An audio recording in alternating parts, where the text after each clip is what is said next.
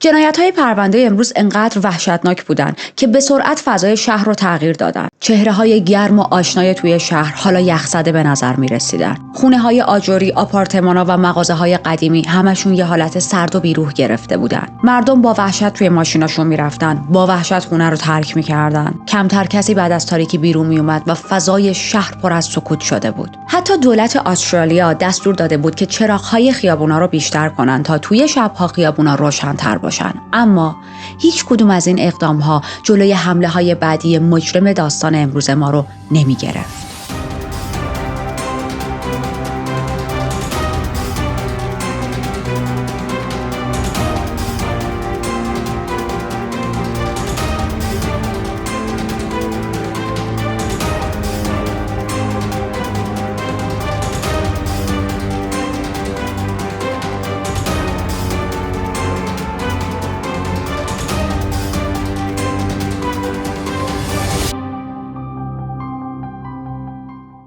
من ریتا هستم و توی این چنل وارد دنیای جنایی میشیم، جایی که حقیقت عجیبتر از خیاله و مرز بین خوب و بد محو میشه. اگر به داستانهای جنایی و ترو کرایم علاقه دارید میتونید همین الان از زیر همین ویدیو دکمه سابسکرایب رو بزنید و زنگوله کنارش رو هم روشن کنید تا وقتی من ویدیوی جدید میذارم ازش داغ داغ مطلع شید. پرونده امروز توی استرالیا اتفاق میفته. یک شهری به اسم پرت. شهر پرت از مدت‌ها پیش به عنوان یکی از منزوی‌ترین شهرهای جهان شناخته شده.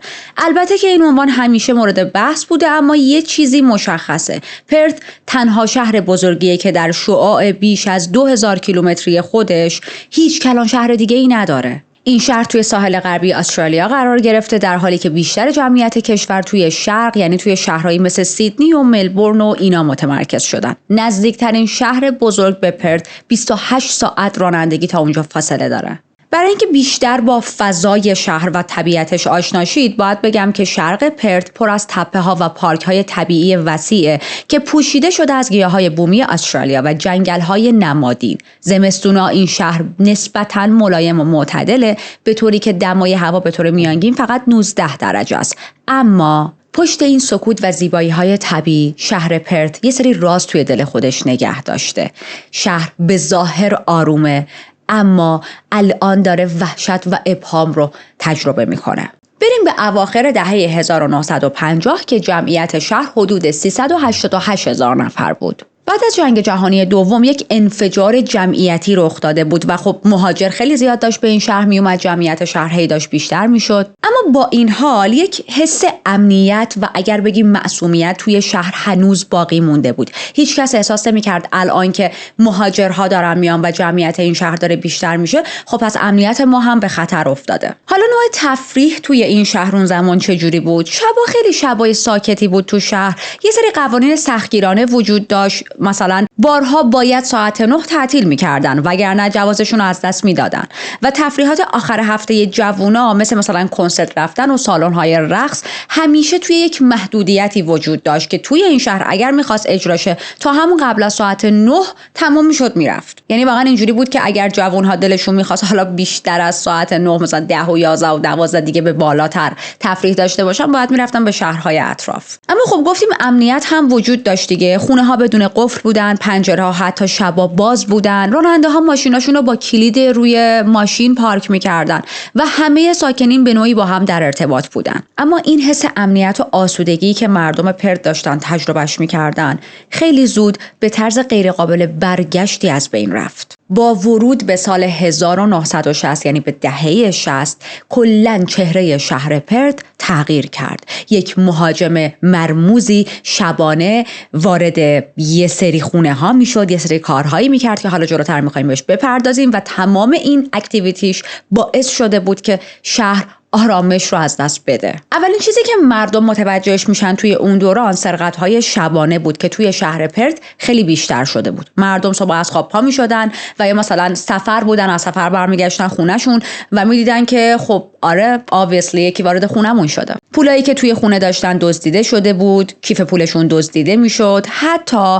یه سری چیزهایی که داخل کشوها داشتن یا مثلا اشیایی که داخل گلدون‌های تزئینی قایم کرده بودن، اشیای قیمتی یا پول، اینا همه ناپدید میشد. بعضی وقتا مبلغ این پولایی که ناپدید میشد خیلی پایین بود، بعضی وقتا اسکناسای چند پوندی گم میشد. اما چیزی که بیشتر از دزدی‌های پول و یا اشیاء قیمتی برای مردم شهر آزاردهنده بود، سرقت لباس‌های زیر زنونه بود. پلیس معمولا بعد از گزارش‌های مردم که میمدن میگفتن این لوازممون گم شده و یا لباس زیرمون گم شده، پرونده تشکیل میداد. اما یه چیزی خیلی عجیب بود برای پلیس، این که توی هیچ کدوم از این دزدی‌ها اثر انگشتی تو خونه پیدا نمی‌کردن.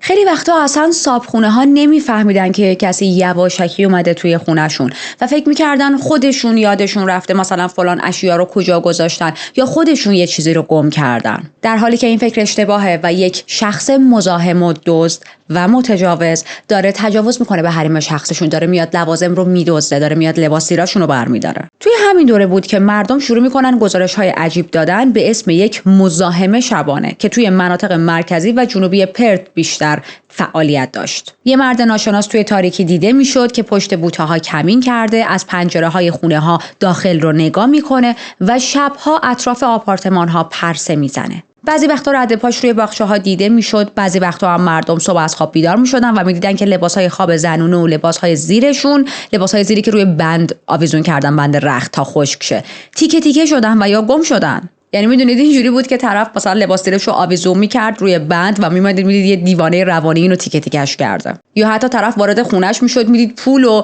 اشیای قیمتی و جواهراتش سر جاشه اما شورت و سوتیانش نیست. حالا ما میدونیم تمام اینا کار یک نفره. پلیس این تصور رو نداشت. پلیس اصلا این پرونده ها رو به هم ربط نداده بود و نمیفهمید توی این خط زمانی که اینها همه کار یک نفره. به خودش فکر میکرد خب حالا ما یه پرونده داریم که تجاوز به حریم خصوصیه، یه مثلا پرونده دیگه داریم که شامل جرایم جزئی میشه و این چند تا پرونده هیچ کانکشنی به هم دیگه ندارن. همینطور پلیس فکر نمیکرد که این پرونده ها ممکنه خطرناک باشن. میدونید چرا؟ چون هنوز هیچ چیز خشونت آمیزی ندیده بود. هنوز هیچ اتفاق بدی نیفتاده بود. جون کسی گرفته نشده بود، به کسی حمله نشده بود، کسی مورد تجاوز قرار نگرفته بود، جسدی پیدا نشده بود و پلیس اینجوری بود که اوکی، این کیسا حالا مفقودیه، یه ذره امنیت شهر به هم ریخته به خاطر اینکه مثلا مهاجر داره توی این شهر زیاد میاد و چیز خیلی جدی و خاصی نیست. در صورتی که این آرامش توی شهر پرت قرار نبود همیشه تا این حد باقی بمونه.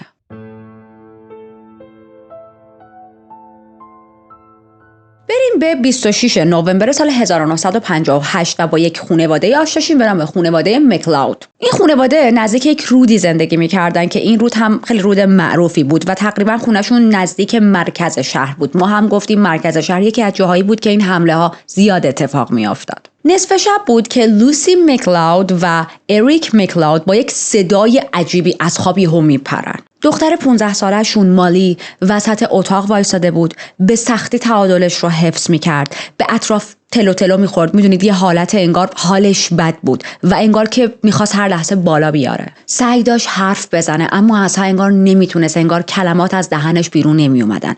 مادرش لوسی وحشت زده میاد سراغش. هرچی به مالی میگه چی شده، چه اتفاقی افتاده، مالی اینجوری بود که اصلا انگار نمیتونست صحبت کنه و برای لوسی خیلی عجیب بود چون دقیقاً چند ساعت پیش که همه به هم گود نایت گفتن و رفتن که بخوابن، همه چیز عالی بود، همه حالشون خوب بود. اوور اند اوور ازش میپرسن چی شده، چه اتفاقی افتاده، چی داره اذیتت میکنه، آخه چرا حالت اینجوری شده، اما مالی واقعا نمیتونست جوابشونو بده و همونجا از حال میره.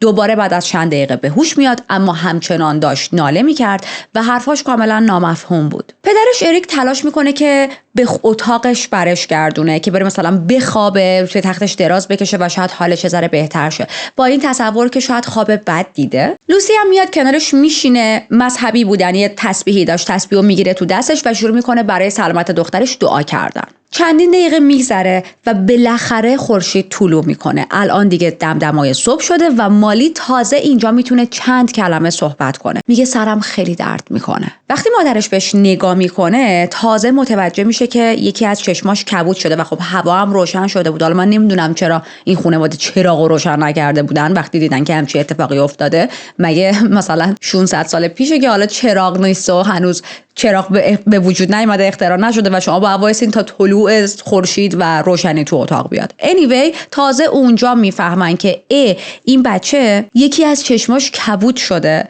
و انگار که یک ضربه سختی به صورت یا سرش خورده. خب همونجا لوسی بلافاصله مالی رو میبره پیش دکتر خانوادگیشون. دکتر معاینش میکنه و نمیتونست دقیق بگه که چه اتفاقی برای مالی افتاده، دقیق آسیب رو تشخیص بده. فقط بعد از معاینات به این نتیجه رسید که یک ضربه‌ای به سر مالی وارد شده و همین ضربه باعث یک شکستگی خفیف توی جمجمه‌اش شده. مالی اون روز میره خونه و باید استراحت میکرد، اما این استراحت بیش از 1 ماه طول میکشه. بیش از 1 ماه تا مالی دوباره به حالت یک مقدار نرمال برگرده و این واقعا افتضاح بود برای مالی. میدونید چرا؟ چون اون یکی از دانش آموزهای ممتاز مدرسه‌شون بود و قرار بود امتحانات نهایی رو توی دبیرستان شرکت کنه. کلی براش درس خونده بود، کلی خودش رو آماده کرده بود، میخواست بالاترین نمره رو بگیره، اما الان انقدر حالش بد بود که اصلا نمیتونست توی امتحانات نهایی شرکت کنه. این خانواده هنوز توی شاک بودن چون هیچ توضیحی برای اتفاقهایی که اون شب افتاد و به بعدش که مالی انقدر رفتارش عوض شد، رفتارش که به خاطر آسیبی که به سرش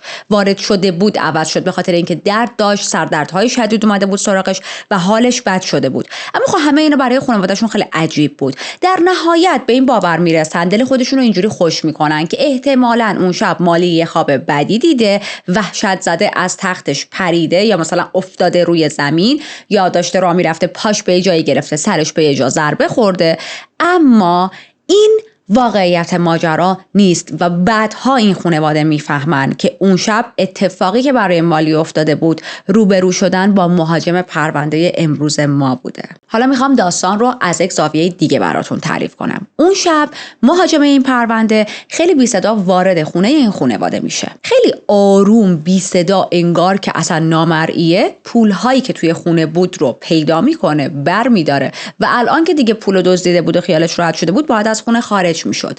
میاد آروم قدم زدان از در پشتی خارج شه، دستشو میذاره رو دستگیره. تا میاد دستگیره رو باز کنه دستش سر میخوره و این دستگیره صدا میده. اتاق خواب مالی کجا بود؟ کنار آشپزخونه. این در پشتی توی آشپزخونه بود. اتاق خواب مالی هم دقیقاً چسبیده بود به آشپزخونه. پس این صدا رو میشنوه و بیدار میشه. از اتاقش میاد بیرون ببینه صدای چی بوده و همون لحظه با مهاجم چشم تو چشم میشه.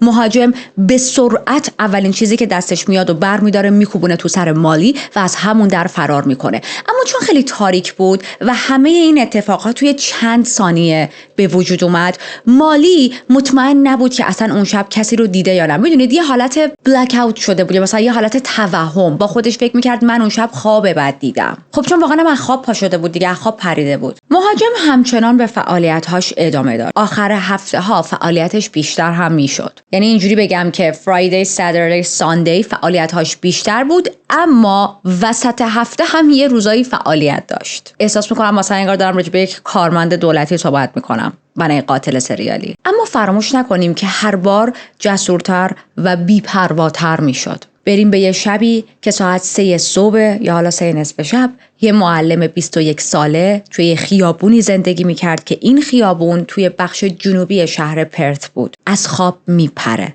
در حالی که چشماشو وقتی باز میکنه میبینه یک مرد غریبه افتاده روش، دستاش رو دور گردنش داره فشار میده و این خانم انقدر میترسه این معلم شروع میکنه فریاد زدن، جیغ زدن و حتی روی صورت مهاجم روی چنگ میکشه و اونجا بود که مهاجم فرار میکنه. اما خب این معنا نبود که مهاجم ترسیده باشه و شلوارشو خیس کرده باشه و گفته باشه که اوکی دیگه از این به بعد به بقیه حمله نمیکنم. 6 هفته بزنیم جلو، برسیم به 28 جنیوری سال 1959 که شهر پرت داره گرمترین روزهای سال رو تجربه میکنه. یعنی اینجوری بگم که دما شده بود حدود 43 درجه و توی 28 جن یک آقایی که خونهش فقط یک مقدار اون طرفتر از خونه این خانم معلمی بود که ازش صحبت کردیم مورد حمله قرار میگیره. چی میشه؟ ساعت 10 دقیقه به 2 نصف شب یه صدایی از بیرون میشنوه و براش عجیب بود. میاد که چک کنه. میبینه که یک آدم غریبه‌ای، مرد غریبه‌ای تلاش داره که از در پشتی وارد خونه شه و اتفاقا واردم شده.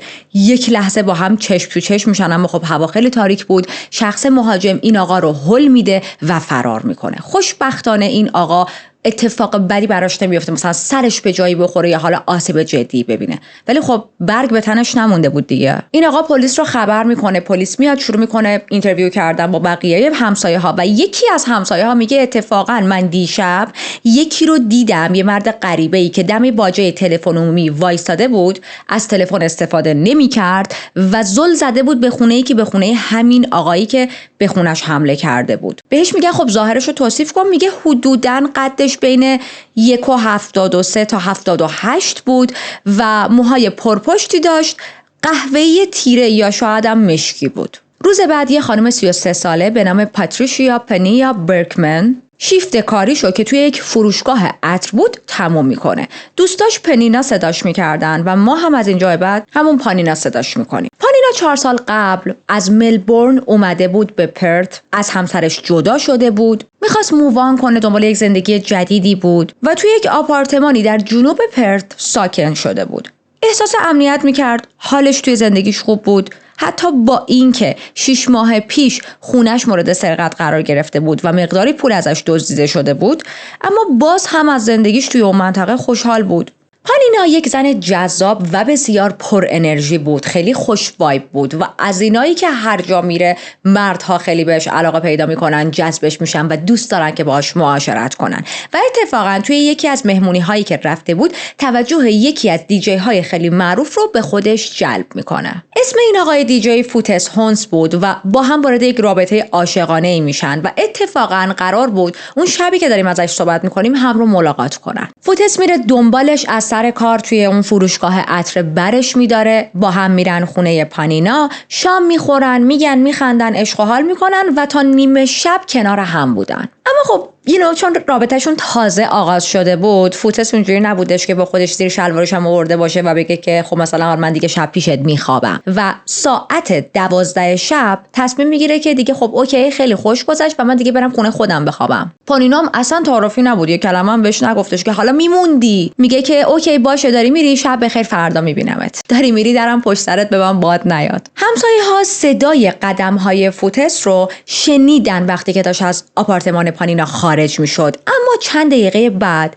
یه سری صداهای عجیب غریب از داخل آپارتمان پانینا اومد. صدای عجیب غریب یعنی چی؟ یعنی الان شده ساعت 3 نصف شب و یک زوجی که تو همسایگی پانینا زندگی میکردن با صدای نفس زدن شدید و بعدش یک جیغ وحشتناک از خواب پریدن. چند دقیقه بعدش صدای بسته شدن در خونه و بعدش حرکت ماشین رو شنیدن. قرار بود فردا صبحش فوتس بیاد دنبال پانینا و برسونتش سر کارش. میاد جلوی آپارتمان پانینا و متوجه میشه که در ورودی یکم بازه و حتی پنجره اتاق خواب پانینا هم بسته نیست و بازه.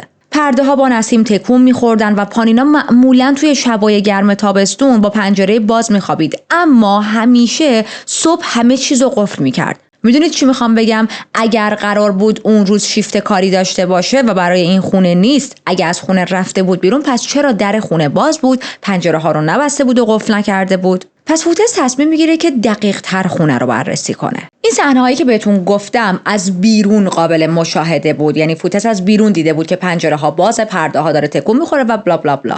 الان تصمیم گرفته بود که مستقیم وارد خونه شه و ببینه که آیا همه چیز اوکیه یا نه. در ورودی رو کامل باز میکنه، وارد خونه میشه، چند قدم که برمیداره، یه ذره که این ور اون ور رو نگاه میکنه، میبینه یه بخشی از خونه روی زمین کنار یه در کشویی شیشه‌ای پانینا افتاده برهنه و غرق در خون. یه چاقو از داخل بینیش رد شده بود و یه چاقوی دیگه هم مستقیم به قلبش خورده بود. دلیل اینکه نزدیک اون در شیشه‌ای کشویی بوده به خاطر این بودی که احتمالاً سعی داشته فرار کنه، از سمت اون در خارج شه، اما خب متاسفانه موفق نشده بوده و قبل از اینکه بتونه فرار کنه و خودش رو به اون در شیشه‌ای کشویی برسونه، قاتل جونش رو گرفته.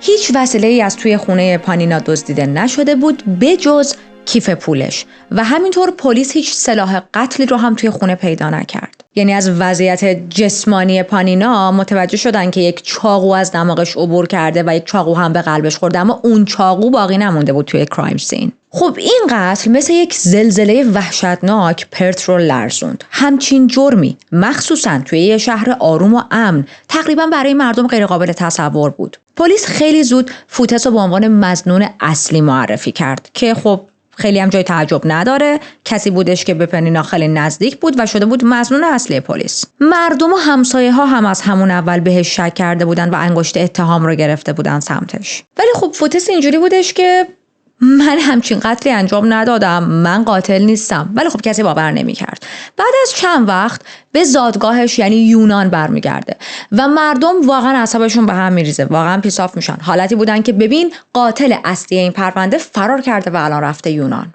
اما یه چیزی توی این پرونده داشت از سمت همه نادیده گرفته میشد. اونم این که پانینا درست توی همون خیابونی کشته شده بود که فقط 6 هفته قبل به یک معلم 21 ساله توی خونش حمله شده بود. یا به یه آقای دیگه‌ای حمله شده بود. پلیس حتی یه لحظه هم فکر نکرد که شاید این قتل بخشی از یک الگوی بزرگتر باشه. به مردم گفتن که هیچ خطر شما رو تهدید نمی‌کنه، از قاتل پانینا نترسید، این پرونده رو فراموش کنید. اما شهر پرت هنوز قرار بود جنایت‌های وحشتناکتری رو ببینه. بریم سراغ یک خانومی به اسم الکس دانکن که شب رو با دوستاش توی یه دونه سینمای روباز میخواست بگذرونه. من دلیل اینکه لبخند میاد روز لبم وقتی میگم سینمای روباز، چون من این سینما روبازا رو خیلی دوست دارم. نمیدونم توی ایران همچین چیزی هست یا نه، یا تجربهش کردید یا نه.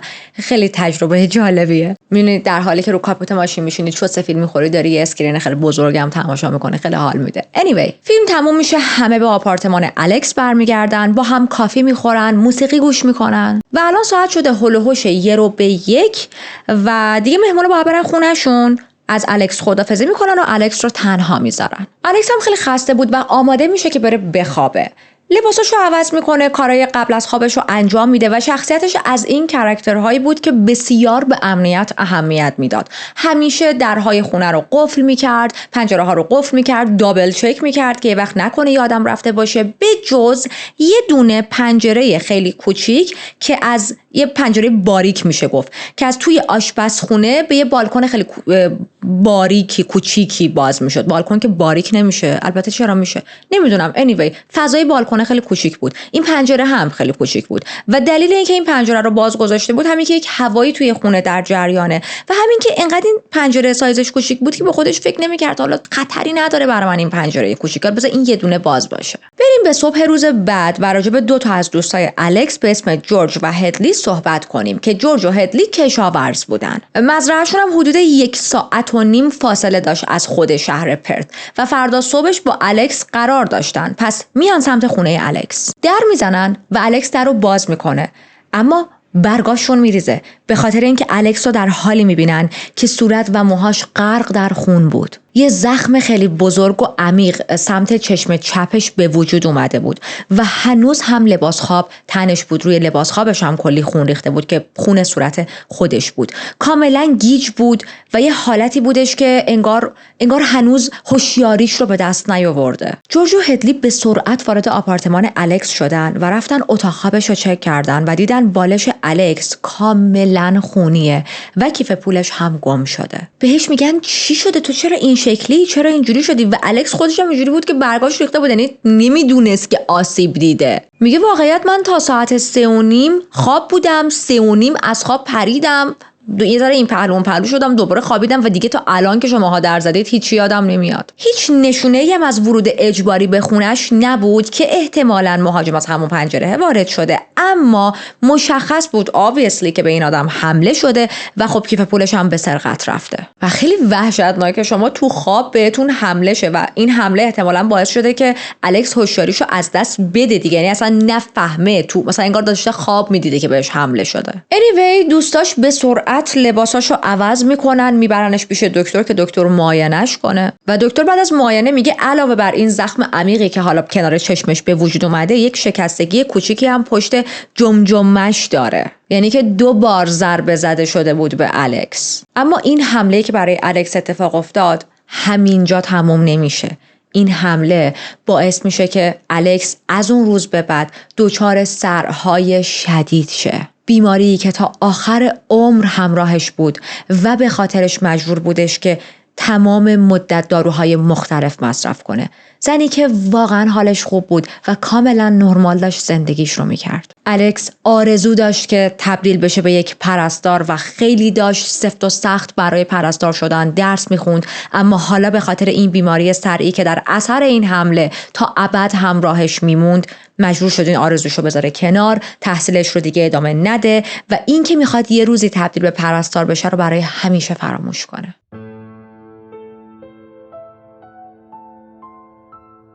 دایی الکس یکی از محقق‌های ویژه در بخش جنایی پلیس بود. برای همین پرونده حمله‌ای که به الکس شد خیلی جدی گرفته میشه. مامورا میان تمام آپارتمان الکس رو میگردن اما هیچ اثر انگشتی پیدا نمیکنن. تنها چیزی که متوجه میشن یه دونه از این سیخ شومینه‌ها توی خونه الکس بود که حالا الان دیگه وجود نداشت و احتمال میدن همین سلاحی بودش که باهاش به الکس حمله شده بود. تنها راه ورودی به آپارتمانم اون شب نسبت به این که گفتیم تمام در و پنجره ها رو الکس بسته بود، همون پنجره کوچیکه بودش که خب ما گفتیم الکس اون رو نبسته بود و باز گذاشته بود. پلیس الان اومده خیلی داره تلاش میکنه که این پرونده رو حل کنه و همونطوری که گفتم به خاطر داییش بهترین محقق ها رو روی این پرونده گذاشتن، اما هیچ سرنخی پیدا نمیکنن، هیچ مظنونی نداشتن و پرونده الکس بی‌نتیجه میمونه. بریم به 19 دیسمبر سال 1959 که چند روز مونده تا نیویر بشه. جولین میکپرسر برور یک زن 22 ساله‌ای بود که نامزدش رو به خونش توی یه آپارتمانی دعوت کرده بود. جولین از یک خانواده ثروتمند بود و توی شهر پرت به عنوان سوشالایت شناخته میشد. پدر بزرگش مؤسس برند معروف شکلات و شیرینی سازی مک رابرستن بود. خودش توی ملبورن بزرگ شده بود، توی طراحی داخلی فعالیت داشت، اما توی 21 سالگی تصمیم میگیره که بیاد و توی پرت زندگی کنه. توی پرت احساس خوشحالی و امنیت میکرد. یه آپارتمانی میگیره که نزدیک کنار خونه مادرش بود و تنها با سگش، یه سگ کوچیک فرانسوی داشت که اسمش دیور بود، زندگی میکرد.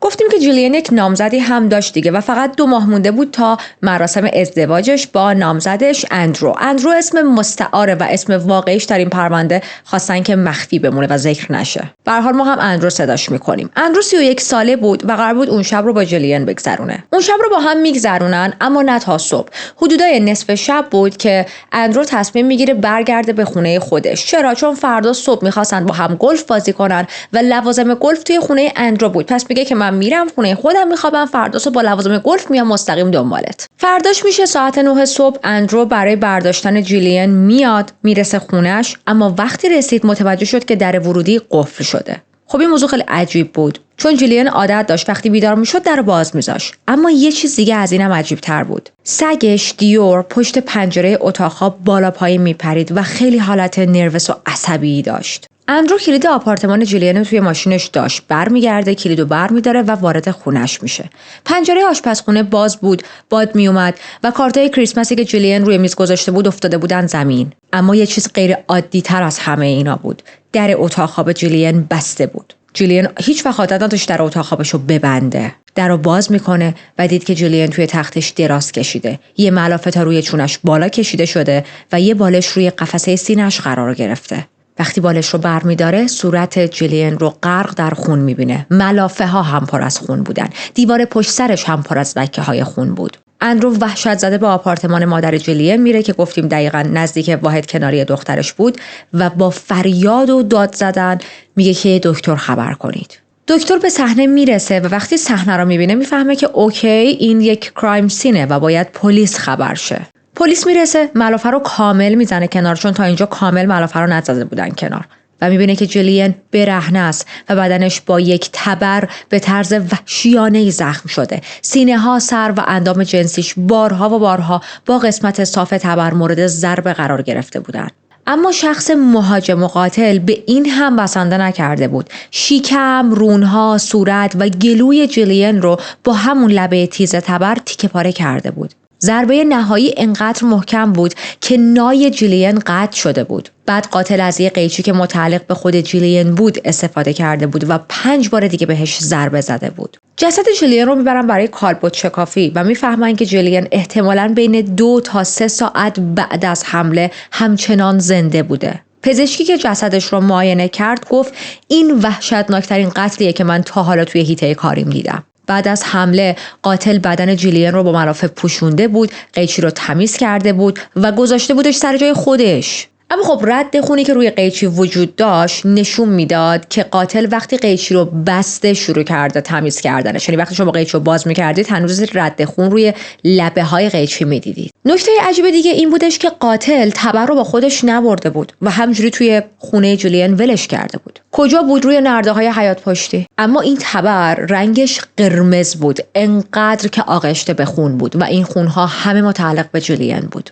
ببینید ضربه ها انقدر به این زن شدید بود که دسته تبر اون قسمتش که نزدیک به تیغ است شکسته بود. بعد از اینکه پلیس بیشتر بررسی میکنه میفهمه این تبر نه مال خود جولین بوده و نه مال قاتل، بلکه مال یکی از همسایه ها بوده، چون چند وقت پیش این تبر رو از خونه یکی از همسایه ها یه شخصی دزدیده بود. اما that's it، هیچ هویتی از قاتل نداشتن، هیچ نشونه‌ای از قاتل وجود نداشت، هیچ رد پا یا اثر انگشتی از خودش باقی نذاشته بود و هیچ نشونی هم از ورود بازور به خونه جولین نبود. پلیس با همسایه ها صحبت میکنه، هیچ کدوم از همسایه ها چیز عجیبی ندیده بودن، شخص مثلا عجیب غریبی ندیده بودن اون شب. اما یکی از همسایه ها که یک مادر و دختری بودن میگن که نزدیکی همون جولین هم زندگی میکردن. میگن هلوش ساعت 1 نصف شب ما صدای واق واق کردن دیور سگ جولین رو شنیدیم و معمولا عادت نداشت این سگ خیلی واق واق کنه، اما صدای دیور یهو متوقف شد،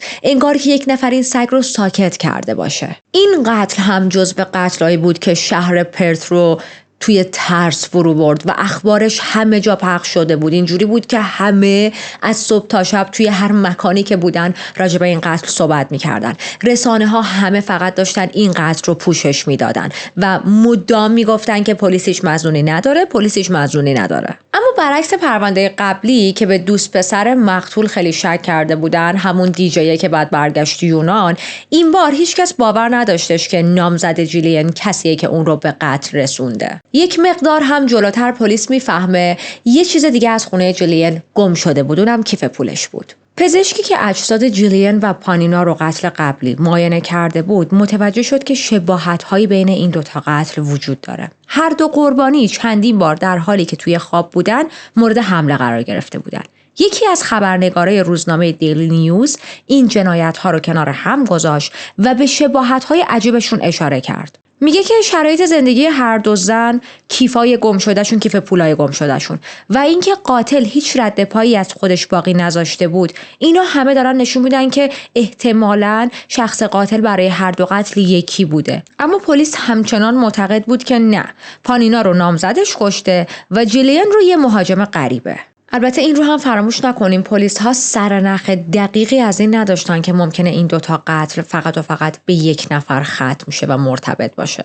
اما یه حقیقتی هم وجود داشت. توی 11 ماه گذشته پلیس 8 تا گزارش از یک مزاحم شبانه توی همون منطقه‌ای که جولین زندگی میکرد دریافت کرده بود. خب اینو نمیتونید ربط بدید؟ یه شخصی که یواشکی وارد آپارتمان ها میشد، پول مردم رو میدزدید، حتی خیلی وقتا مشروب هاشون رو میدزدید، دست کلیدشون رو میدزدید. حالا نمیدونم به چه کارش میومد دست کلید، چون خب این افراد بعد از اینکه میفهمیدن یک مهاجمی وارد خونهشون شده کلید خونهشون رو عوض میکردن. حتی یه بار تو همین چند وقت اخیر یک ماشین به سرقت رفته بود. حتی یکی از کسایی که یک بار به پلیس گزارش ورود غیر قانونی به خونش رو داده بود خود مادر جولین بود. به پلیس گفته بود که مثلا دیشب پریشب یک نفر به زور وارد خونه من شده. اما بعد از گذر 3 هفته وقتی هیچ کسی رو پیدا نکرده بودن، اون شخص مهاجم رو نتونسته بودن دستگیر کنن، پرونده رو بسته بودن. پلیس توی این پوینت نمیخواست باور کنه که این قتل ها نزدیک به همه، اما واقعیت اینه که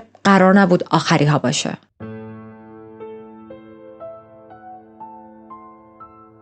آپارتمان جولین الان به یک جاذبه ترسناک تبدیل شده بود. پدر و مادر بچه‌هاشون رو توی ماشین میشوندن، از جلوی ساختمون و آپارتمان جولین رد میشدن، به بچه‌هاشون اونجا رو نشون میدادن، مردم میومدن تا از آپارتمان جولین دیدن کنن، یه حالتی که اینجا یه زنی مرده. خب یک ترس و نگرانی بین مردم به وجود اومده بود. اما با وجود این ترس و نگرانی و استرسی که داشتن باهاش زندگی میکردن، چون میدونستن قاتل داره بینشون زندگی میکنه، خیلی هم به پلیس خوشبین بودن. اینجوری بودن گفتن که اوکی ما مطمئنیم پلیس بالاخره قاتل رو دستگیر میکنه. اما با گذشت روزها، هفته‌ها و حتی ماه‌ها پلیس هیچ سررخ دیگه‌ای پیدا نکرد که ذره‌ای به قاتل در این پرونده نزدیک شه.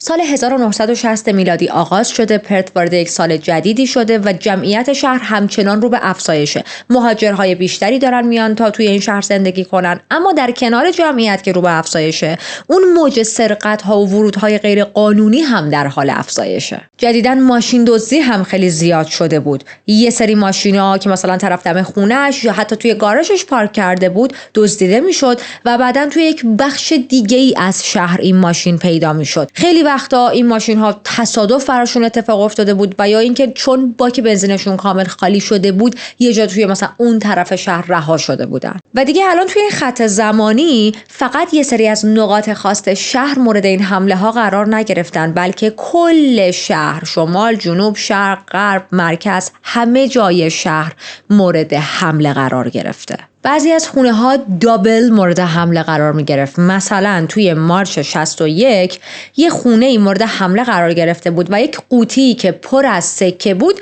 توش دزدیده شده بود، یعنی از اون خونه دزدیده شده بود. چند هفته بعد، حدود 2 هفته بعد، همون خونه دوباره مورد هدف قرار گرفت. یه شخصی وارد خونه شدش. این بار شخص مهاجم فقط دنبال این نبودش که حالا دوباره یه چیزی از اون خونه سرقت کنه، بلکه میخواست یه چیزی فراتر انجام بده. یه خانم 24 ساله‌ای توی اون خونه زندگی میکرد و یه روز صدای شکسته شدن یه چیزی رو توی خونه میشنوه. میترسه، میره تا با پلیس تماس بگیره، اما به محض اینکه نزدیک تلفن میشه مهاجم از پشت ظاهر میشه، یهو بهش حمله میکنه، دستشو دور گردن این خانم میندازه و پرتش میکنه روی زمین. وقتی که پرت میشه روی زمین برای چند لحظه از هوش میره، بیهوش میشه، اما وقتی به هوش میاد میتونه با یک ضربه محکمی که به وسط پای مهاجم میزنه فرار کنه. این وسط پا ضربه زدن خیلی خوبه، خیلی حواستون باشه. اگر مهاجم یک مرده مستقیم بزنید وسط پا، خیلی جوابه. اما از اون طرف مهاجم هم در حالی که داشت از درد به خودش میپیچید از خونه این خانم فرار میکنه و وقتی توی نور روز چهره این آقا رو میبینه بعدا میتونه به پلیس مشخصات چهرهش رو بگه. میگه یه مرد سفید پوست بود، قدش حدود 1.67 تا 1.73 بود، اندامش متوسط بود، نه خیلی چاق بود نه خیلی هیکلی بود و نه خیلی لاغر، یه صورت پهنی داشت، موهاش تیره و تقریبا میشه گفت موجدار بود. 1 سال بزنیم جلو برسیم به سال 62. یه خانومی در حال تمیز کردن خونش بود به خاطر اینکه یه مهمونی گرفته بود. حالا الان فردای مهمونی و داره خونش رو تمیز میکنه و متوجه میشه که یک آقایی پشت بوته‌ها قایم شده و داره خیلی فریک نگاش میکنه یواشکی. این آقا یه کلاه لبه‌دار بزرگم گذاشته بود، یه حالتی که مثلا انگار صورتش خیلی خوب دیده نشه. این خانم خیلی میترسه، میگه وات د فاک، اینجا وایسادی قایم شدی داری منو نگاه میکنی؟ بدو میره توی خونه به همسرش میگه. ولی وقتی همسرش میاد بیرون که اونجا رو چک کنه میبینه پشت بوته‌ها هیچ کس نیست و شخص استاکر فرار کرده بود. بریم به 3 مارچ 62 و با یک خانم 23 ساله‌ای به اسم ان ملوین آشنا شیم.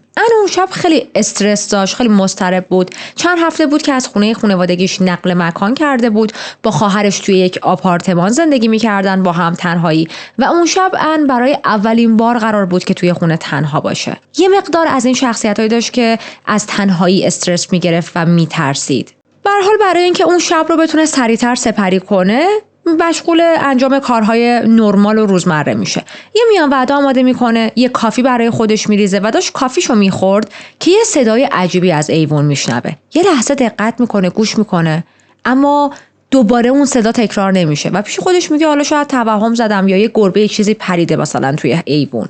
شب میشه دیگه، وقت خواب بود. ان میره به رخت خواب، برای یه مدتی هم در آرامش میخوابه تا اینکه یهو با یک کابوس وحشتناکی که داشت میدید از خواب میپره و توی این کابوس داشت خواب میدید که داره خفه میشه. بعد از کلی تقلا چشماشو بالاخره میتونه باز کنه و وقتی چشماشو باز میکنه میبینه که کابوس نبود و واقعا داشت خفه میشد، خواب ندیده بود. متوجه میشه یه پارچه ضخیم دور گردنش پیچیده شده که خودش قطعا این پارچه رو نپوشیده. حالا همه اینایی که میگم تو چند ثانیه میفهمه ها، یعنی تو نگاه اول میفهمه که یه پارچه دور گردنشه، تو نگاه بعدی میبینه که یکی از دستاش، در واقع دست چپش، با یه جوراب شلواری به تخت بسته شده و از همه اینا وحشتناکتر میبینه یه ذره اون طرفتر بالای سرش یک آقای غریبه‌ای وایساده که داشت کمربندشو در می آورد.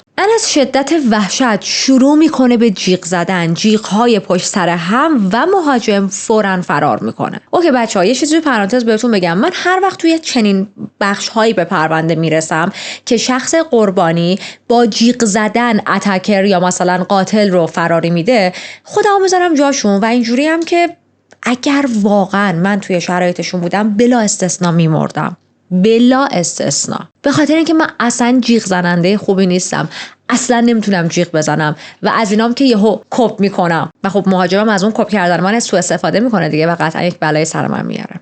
anyway ان خیلی خوب جیغ میزد. مهاجمو فراری میده، شروع میکنه خودشو از اون چیزایی که به دستش بسته بود و اینا رها کردن، آزاد کردن. بسیار هنوز وحشت زده بود، هنوز خواب و بیدار بود، میدونید، چون خواب بود که یهو چشماشو باز کرد و همچین صحنه هایی رو دید. حتی یه لحظه با خودش توهم میزنه که وای این شخص مهاجم خواهر من رو به قتل رسونده. با ترس و استرس میره اتاق خواهرش رو چک میکنه و تازه وقتی میبینه اتاق خواهرش خیلی تمیز و مرتبه یادش میاد که اوکی اصلا خواهر من قرار نبود امشب بیاد خونه و من خونه تنها بودم. گفتیم مهاجم موفق شد فرار کنه، اما فریادها و جیغ‌های ان باعث شد که همه همسایه‌ها بیدار شن. چند تاشون میان که چک کنن ببینن این صدای جیغ از کجا بوده، از کی بوده، و ان رو پیدا میکنن که روی ایوون خونه نشسته در حالی که از شدت ترس داره گریه میکنه، نمیتونه درست صحبت کنه و حتی گوشه لبش هم مقدار خونی شده بود. احتمالاً تو درگیری با مهاجمین اتفاق افتاده بود. یکی از همسایه‌ها میشینه کنارش تا بتونه یه ذره آرومش کنه، یه همسایه دیگه میره پلیس رو خبر میکنه. پلیس میاد و یکی از کارآگاه‌ها وقتی ان رو میبینه که با این وضعیت زنده مونده و حالا داره نفس میکشه واقعا تعجب میکنه. وضعیتش وضعیت اصلا درستی نبود. چرا؟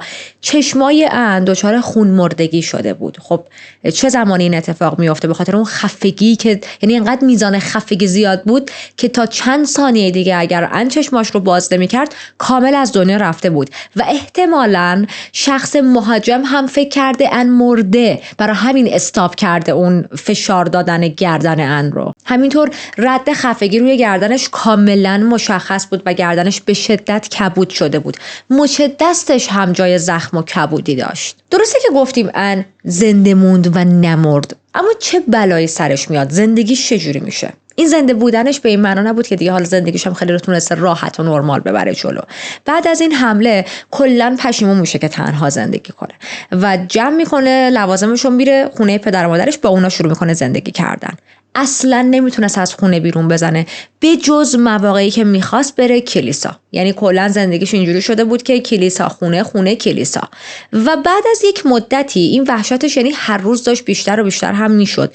بعد از یک مدتی کلا استرالیا رو ترک میکنه. یعنی اصلا دیگه نمیتونست تو اون کشور زندگی کنه، چون خب هنوز قاتل که نه، شخص مهاجم، ما میدونیم قاتل دیگه، شخص مهاجم هم دستگیر نشده بود و این اینجوری بودش که هر لحظه ممکنه این آدم منو پیدا کنه، بذارید من کشورمو عوض کنم، شاید دیگه نیاد سراغم. اما باز دوباره برگردیم به همون روزی که اون حمله اتفاق افتاد، در واقع به چند روز بعدش که یک اتفاق عجیب دیگه ای میفته. یکی از همسایه‌هایی که اومده بودن و ان رو دیده بودن، حالا شروع کرده بودن باش صحبت کردن و اون یکی رفته بود پلیس رو خبر کرده بود، یک زوجی بودن و یه روز صبح بیدار میشن، در ماشینشون رو باز میکنن و میبینن توی ماشینشون پر از لباسهای زیر زنونه.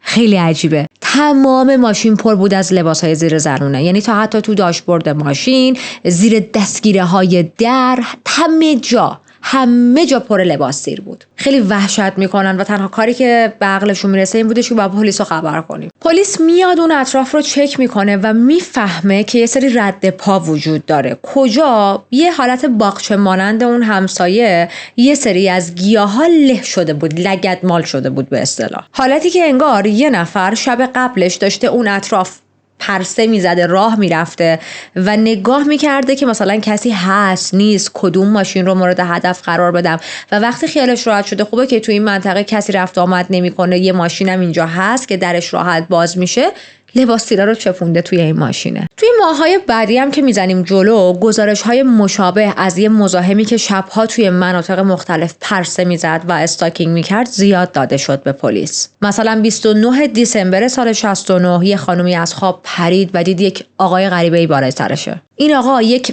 دستمال پارچه‌ای دور صورتش کشیده بود که فقط چشماش معلوم بود. به علاوه اینکه یک چراغ قوه‌ای هم گرفته بود سمت صورت این خانم که نور داشت مستقیم تو چشای این خانم میافتاد و نمیتونست خیلی خوب حالا قد و هیکل و قیافش رو تشخیص بده. و چیکار میکنه؟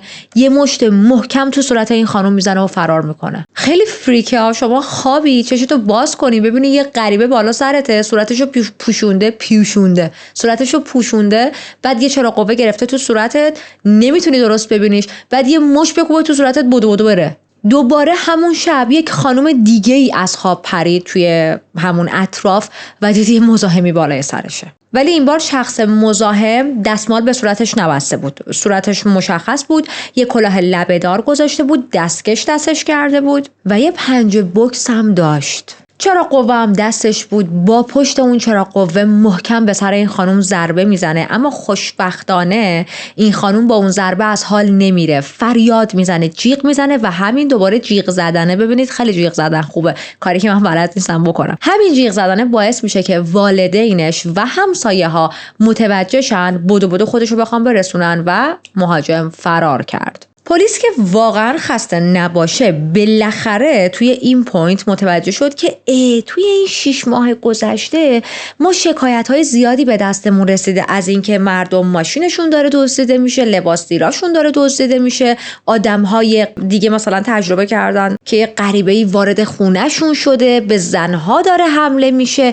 و شاید اینا به هم ربط داشته باشه، شاید. و اینجا بود که دیگه بهش یک پرمننت نیم میدن، همون مزاحم شبانه که عقب‌تر هم بهش اشاره کردیم. الان دیگه این مزاحم شبانه فقط یک سارق نبود که وارد خونه ها بشه و چند تا چیزو حالا لباسی رو اینا رو بدزده، بلکه یک تهدید واقعی برای زنها بود. اما با وجود اینکه همه ترسیدن، با وجود اینکه همه از این مزاحم شبانه نفرت دارن، نمیدونن هنوز که چقدر جنایت‌هاش قرار فراتر از اون چیزی بره که بتونن باور کنن، قراره چقدر فریکتر و خشن‌تر بشه. بریم چند روز جلوتر، ساعت 1:30 شب. جنیفر برای استفاده از دستشویی از اتاقش خارج شده و یه نگاهی میندازه به اتاق لوسی مدریل. لوسی روی تختش خوابیده بود، ملافه‌ها رو کنار زده بود، احتمالاً خب به خاطر اینکه هوا خیلی گرم بود اون شب. و جنیفر بعد از اینکه از دستشویی استفاده میکنه به اتاق خودش برمیگرده و تا صبح بدون مزاحمت میخوابه. اون طرف کوچه پشتی آپارتمان لوسی و جنیفر یه خونه بزرگ با یه حیاط خیلی بزرگ وجود داشت. ساعت 6 صبح یکی از ساکنای اون خونه همراه با بچه کوچیکش که میخواستن از دستشویی استفاده کنن و دستشوییشون انتهای حیاط بود، اومده بودن بیرون، تو حیاط بودن و همونجا بود که نگاهشون به یک شیء عجیبی که روی زمین بود میافته. کنار طناب رخت یه چیزی افتاده بود که از دور مشخص نبود. خانمی که توی اون خونه بود بچه‌ها رو همونجا نگه میداره، میره یه ذره جلوتر نزدیک میشه و با وحشت میفهمه که این یک شیء نیست و یک جنازه است. بدن برهنه یه زن جوون اونجا افتاده بود. و قربانی کی بود؟ متاسفانه لوسی مدریل 24 ساله. پلیس میاد که صحنه رو بررسی کنه و میفهمن یک بطری خالی ویسکی زیر بازوی راست لوسی قرار گرفته که خب قطعا خودش نذاشته دیگه، قطعا شخص قاتل این بطری رو گذاشته. حالا اینم بهتون بگم این بطری از کجا پیدا شده؟ بطری بوده که همون شب، اینو بعدها پلیس چند روز بعد میفهمم، من الان دارم بهتون میگم، همون شب یه زوجی تو خونهشون داشتن مشروب میخوردن و خب مشروبشون تموم شده، این بطری رو گذاشتن جلوی در و الان از زیر بغل لوسی مدریل 24 ساله سر در آورده. یعنی قاتل اینجوری بوده که انگار رفته آشغالا رو نگاه کرده، این بطری رو برداشته و اومده گذاشته زیر بغل لوسی، البته بعد از اینکه به قتل رسوندتش. البته این رو هم بگم آثار تجاوز به لوسی پیدا شده بود، اون هم تجاوز به جسدش، یعنی بعد از اینکه به قتل رسیده بود و بعد از اینکه این بطری رو میفهمن اوکی تو همسایگی بوده این بطری، مثلا مال اون زوج بوده و اینا، متوجه میشن که اوکی پس با این بطری به لوسی تجاوز شده بود، چون اندام جنسی لوسی آسیب دیده بود و خب فقط و فقط این مدل آسیب با تجاوز با یک شیء سخت به وجود می اومد و خب شیء سخت چی بودش؟ تو قالب همون بطری بود، بطری که زیر بغل لوسی بود. پس الان قاتل سوای حمله های مختلف، سوای دزدی های مختلف، سوای استاکینگ کردن و سوای قتل تجاوز رو هم اضافه کرده. از کرایم سینی که لوسی رو توش پیدا کردن بیشتر براتون بگم. یه لباس خواب آبی داشت که کنار جسدش افتاده بود، ولی خب خود لوسی گفتیم برهنه بود دیگه. روی گردنش یه کبودی تیره دیده میشد، نشون دهنده این بود که با یک طناب یا یه سیم خفه شده. قاتل ابتدا بدن لوسی رو از خونه بیرون کشیده بود. چرا؟ به خاطر اینکه رد کشیده شدن پاهاش روی زمین باقی مونده بود. اما بعد مسیرش رو تغییر داده و بدنش رو از روی چمنها شروع کرده به کشیدن، اونم از سمت پاهاش. هیچ نشونه ای از درگیری توی اتاق لوسی نبود. لباسهای روز قبلش همونطوری که خودش کنار دیوار گذاشته بود سر جاش بودن، ملافه ها و پتوها به عقب تا شده بودن و حوله حمومش روی لبه تختش افتاده بود. همه چیز مرتب. کاراگاه‌ها یه سیم برق پیدا میکنن، مال یک چراغ مطالعه‌ای بود توی اتاق کناریشون. این سیم کنده شده بود از اون چراغ مطالعه و احتمال میدن که اوکی احتمالاً این سلاح قتله. کیف پول لوسی مفقود نشده بود، اما وقتی بازش میکنن میبینن هیچ پولی داخلش نیست و خب یه ذره عجیب بود. لوسی آدمی نبودش که بدون پول جایی بره و همیشه یک مقدار پول توی کیف پولش داشت، پس احتمال خیلی زیاد شخص قاتل پولهای توی کیف پول لوسی رو هم دزدیده بود. قتل وحشیانه لوسی برای مردم شهر یادآور قتل‌هایی بودش که اخیراً اتفاق افتاده بود، قتل پانینا و جیلیان. اما پلیس هنوز هم توی این پوینت نمیخواست قبول کنه که بابا این قتل ها ممکنه کار یک قاتل سریالی باشه و جدا جدا نیستن. میدونید هنوز گیر داده بود به اون دوست پسر پانینا که این قاتله و این رفته یونان. اصلا نمیخواستن این قتل رو که انقدر شبیه همه به هم ربط بدن و خب گود فور هیم، به خاطر اینکه قاتل سریالی داره واسه خودش آزادانه توی شهر میچرخه و پلیس اصلا شک نکرده که اوکی سریال کلر داره توی شهر برای خودش زندگی میکنه. ببینید شباهت هایی که بین این جنایت ها وجود داشت واقعا غیر قابل انکار بود. هر سه تا زن رده سنیشون نزدیک به هم بود، توی خونه خودشون مورد حمله قرار گرفته بودن و بدنشون توی حالت نیمه برهنه رها شده بود، حالا یا برهنه یا نیمه برهنه. اما قتل لوسی از دوتا قتل قبلی وحشیانه تر بود. قاتل نه تنها اون رو به قتل رسونده بود بلکه بهش تجاوز هم کرده بود، اونم بعد از به قتل رسوندنش، یعنی به جسدش تجاوز کرده بود. اون هم نه با اندام جنسی خودش بلکه با یک شیء خارجی، یعنی اون باطلی که پیدا شده بود. و یه چیز دارکتر، این بار جسد لوسی رو برده بود انداخته بود تو حیاط همسایه بغلیشون و این یعنی که قاتل جسورتر شده دیگه. بدن رو توی مرکز تو معرض دید قرار داده. الان 5 سال گذشته، تعداد سرقت ها، حمله ها، قتل ها، اینا اصلا میدونید شهر خیلی ناامن شده، تعداد اینا زیادتر شده و مردم دیگه اون مردمی نیستن توی شهر پرت که در ماشیناشون رو راحت باز میذاشتن، کلیدو میذاشتن رو ماشینو، در خونه هاشون رو قفل نمیکردن، پنجره ها رو راحت باز میذاشتن. نه، الان دیگه همه توی وحشتن. الان همه در خونه هاشون رو قفل میکنن، در ماشینشون رو قفل میکنن، پنجره ها رو میبندن. اما با این حال گزارش ها درباره ورودهای غیر قانونی و حضور همون مزاحم شبانه همچنان هم ادامه داره و این مزاحم شبانه یا قاتل پرونده امروز ما اصلا اینطوری نیستش که اوکی مردم ترسیدن و من توی رسانه ها حرفم داره، اسمم داره میپیچه، رو درسته، آن نه اونم درسته، هنوز کسی منو نمیشناسه، ولی خب بالاخره میدونن یک نفری داره یه فعالیت هایی میکنه، یه ذره استاپ کنم. نه، حتی حمله هاش بیشتر هم شده بود. چند تا از نمونه هاشو تند براتون میگم. مثلا یه شب یه زوجی یه جا وایساده بودن، داشتن از هم خداحافظی میکردن و یهو چششون میخوره که یه مرد فریکی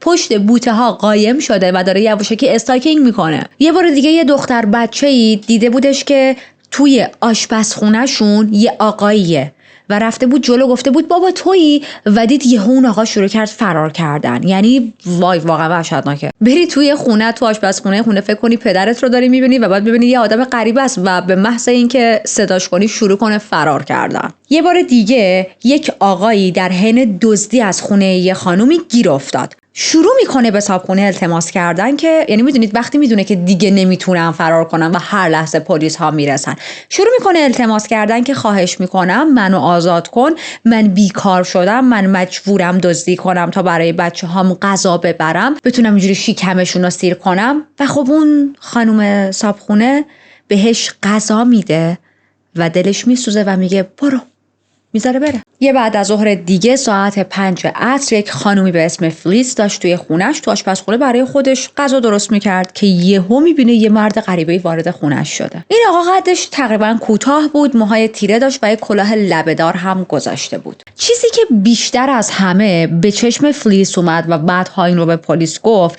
شکاف بالای لب این آقا بود. این آقا کاملا خونسرد میاد جلوتر، کنار پسر فلیس میشونه. پسر فلیس یه پسر بچه‌ای بود که داشت با اسباب بازی برای خودش بازی میکرد، از همه جا بیخبر. و خود فلیس هم واقعا خشکش زده بود، ترسیده بود، اما نمیخواست هیچ ریاکشن بدی نشون بده. نمیخواست مثلا حالا یهو کاری بکنه که این آقا رو تحریک کنه و نکنه این آقا وقت آسیب به پسرش وارد کنه. کیفی که دستش بود و میذاره رو زمین کنارش و خیلی ریلکس شروع میکنه به پرسیدن یه سری سوالا از فلیس. مثلا اولین چیزی که پرسیدیم بودش که همسرت خونه است؟ فلیس خیلی ترسیده بود ولی سعی میکنه که خونسردی خودش رو حفظ کنه و با یه ریلکسی ظاهری میگه که بله همسرم خونه است، توی اتاق نشیمنه. بعد شروع میکنه یه سری سوالای عجیب دیگه پرسیدن. مثلا میگه که چند تا بچه داری؟ سنشون چقدره؟ کدوم مدرسه دارن درس میخونن؟ بهتره گفت برو بیرون. ولی خب فلیس میدونست بهترین راه در حال حاضر اینه که آرامش خودش رو حفظ کنه و به سوالهای این شخص جواب بده. بعد از اینکه همه سوالا رو جواب داد، این مرد کیفشو بر میداره و از در خونه خارج میشه. فلیس به سرعت میره پیش همسرش، موضوع رو میگه. بدو میرن که از پنجره نگاه کنن ببینن این آدم واقعا رفته نرفته و میبینن که بله این آقا خیلی آروم و بیخیال در حالی که همون کیفش هم دستشه داره از خیابون رد میشه، رفت توی کوچه‌ای و همونجا ناپدید شد. انگار نه انگار که اتفاقی افتاده. چند ماه بعد 15 جون 63 کارمل رید 20 ساله برای رفتن به یک جشن تولدی داشت آماده می شد. کارمل توی دانشگاه کار میکرد، توی بخش اداری و خیلی شخصیتی نداشتش که شب زنده دار باشه، بره خونه بیرون مثلا با دوستاش مهمونی بره پارتی کنن. معمولا شبا بیرون نمیرفت و توی خونه وقت میگذروند، اما اون شب براش شب خاصی بود چون تولد 21 سالگی یکی از بهترین دوستاش بود. تولد دوستش رو شرکت میکنه، خیلی بهش خوش میگذره و دور و بر ساعت 2:20 نصف شب نامزد دوستش میرسونتش خونه و مطمئن میشه که کارمل سالم بره داخل خونه. یعنی وای میسه، میبینه کارمل درو باز میکنه، میره توی خونه باش خدافظی میکنه، درو میبنده و بعد نامزد دوستش اونجا رو ترک میکنه. این آپارتمانی که کارمل داخلش زندگی میکرد تازه اومده بود، 1 ماه بود که اونجا مستقر شده بود و 2 تا همخونه هم داشت. یکی از همخونه هاش اون شب با دوست پسرش رفته بود بیرون، اون یکی هم زودتر از کارمل اومده بود خونه و خواب بود توی اتاقش. کارمل قبل از خواب همه در و پنجره ها رو قفل کرد به جز یه پنجره کوچیک که مخصوص تهویه بود، توی اتاق نشیمن بود. یه مقدار اون پنجره رو باز میذاره. ساعت 1:03 نصف شب کارمل با یه صدای خشخشی از خواب میپره. خیلی میترسه، قلبش داشت تون تون میزد. با ترس میگه کسی اونجاست، اما خب کسی بهش جواب نمیده و اون صدای خشخش هم متوقف میشه. کارمل میشینه، با دقت شروع میکنه گوش دادن و بعد میبینه یک سایه‌ای توی چارچوب در ظاهر شد. یه مرد وارد اتاق شد، یک چراغ قوه‌ای دستش بود، مستقیم نورش رو نگه داشته بود توی چشای کارمل و این نور خیلی تیز بود، حالتی که کارمل میگفت انگار چشم داشت کور میشد. کارمل به محض اینکه این مرد رو میبینه وحشت میکنه، خودش رو زیر پتو قایم میکنه و شروع میکنه جیغ زدن.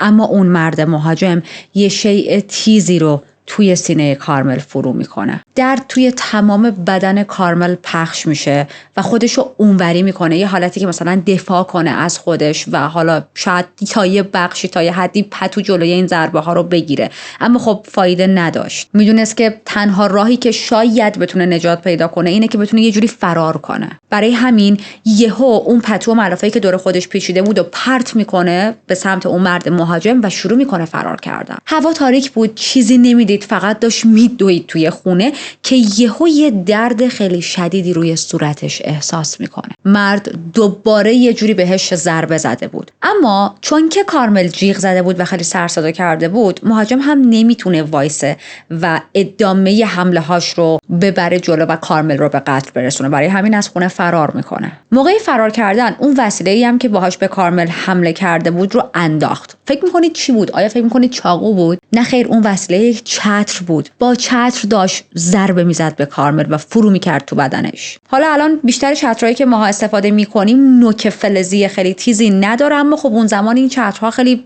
زیاد بود و چتری هم که اون مرد داشت ازش استفاده میکرد یه چتری بود که یه نوک فلزی خیلی تیزی داشت و قشنگ مثل سلاح عمل میکرد و از همون استفاده کرده بود و به کارمل چند بار ضربه زده بود. کارمل در حالی که خونریزی داشت و همینطور داشت فریاد میزد و کمک میخواست، میره اتاق اون یکی هم خونش که گفتیم زودتر از کارمل رسیده بود و خوابیده بود. میشینه روی تختش و همسایه ها هم صدای جیغو شنیده بودن و چند دقیقه پیش با پلیس تماس گرفته بودن. افسرهای پلیس خیلی سریع خودشونو میرسونن، اما هیچ سرنخی از مهاجم پیدا نمیکنن. مجدد نه اثر انگشتی از خودش به جا گذاشته بود و نه رد پایی موجود بود. تنها چیزی هم که از تو کل خونه گم شده بود یه کیف پول بود که یه مقدار پول داخلش بود و مثل اینکه مهاجم برداشته بودش. حتی چند دقیقه قبل از اینکه این حمله اتفاق بیفته، یه ماشین گشت زنی که پلیس برای مناطق مختلف گذاشته بود از جلوی خونه کارمل رد شده بود و ببینید چقدر این شخص مهاجم خوش شانسه. یعنی یه چند دقیقه زودتر اگر این حمله رو آغاز می‌کرد، صدای جیغ و فریاد کارمل رو اون ماشین گشت زنی پلیس میشنید و میتونست بیاد نزدیک و مهاجم رو همون موقع سر صحنه دستگیر کنه. اما خب شانس آورده بود دیگه.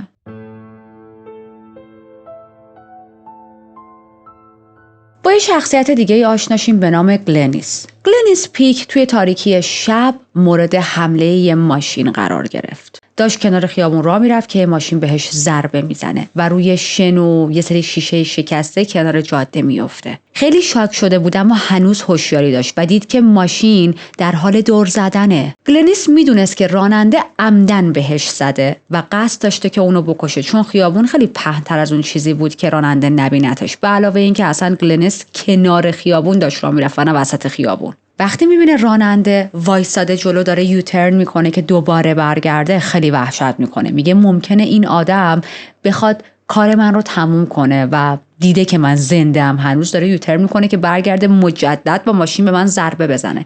پس به سختی از روی زمین بلند میشه و تلاش میکنه که خودشو به خونه برسونه. گلنیس به بیمارستان منتقل میشه و بعد از معاینه مشخص شد که هیچ استخونیش نشکسته، اما زخم‌های خیلی زیادی روی بدنش به وجود اومده بود که بعضیاش نیاز به بخیه داشتن. پلیس به محل حادثه میره اما هیچ ردی از راننده نبود obviously. گلنیس به پلیس گفته بود که کیف دستیم همونجا جا مونده، یعنی من دیگه نتونستم کیفمو بردارم، فقط جونمو نجات دادم. اما خب پلیس تمام اون اطراف رو مناطق رو میگرده و کیفشو پیدا نمیکنه. 100 متر دورتر از محل تصادف یه ماشین رها شده پیدا شد. سوئیچ ماشین هم روش بود. این ماشین همون شب از یه نمایشگاه ماشین دزدیده شده بود، اما وقتی پلیس ماشین رو بررسی کرد هیچ اثر انگشتی از مهاجم پیدا نشد. دقیقاً 1 ماه بعد توی 13 می جیل کانر 18 ساله داشت از ایستگاه اتوبوس به سمت خونه میرفت که یه راننده ناشناس با یه ماشین سبز عمدن بهش زد. جیل روی کاپوت پرت شد، بعد افتاد زمین و در حالی که از شدت درد داشت گریه میکرد خیلی وحشت کرده بود. راننده بعد از اینکه ماشین رو کوبیده بود به جیل، کنار جاده میزنه کنار. از ماشین پیاده میشه، شروع میکنه به جیل نگاه کردن، قهقهه میزنه، بهش میخنده و بعد دوباره سوار ماشین میشه و میره. و تو باید خیلی پر رو باشی، واقعا به یک لول خاصی برسی که بعد از چنین حمله ای از ماشین پیاده شی و به طرف بخندی. 1 ساعت بعد یه رهگذر یه غریبه‌ای در حالی که داشت از اونجا رد میشد جیل رو میبینه که بیهوش و غرق در خون کنار جاده افتاده و به سرعت منتقلش میکنه به بیمارستان و خب حال جیل انقدر بد بود که تحت عمل جراحی فوری قرار میگیره. حالا ماشین متعلق به کی بود؟ ماشین 2 ساعت قبل از حمله از یک خونه‌ای توی منطقه جنوبی شهر پرت دزدیده شده بود. مثل مورد قبلی ماشین دزدی بود، نه اثر انگشتی روی ماشین پیدا شد و نه هیچ سرنخی از این راننده مرگبار.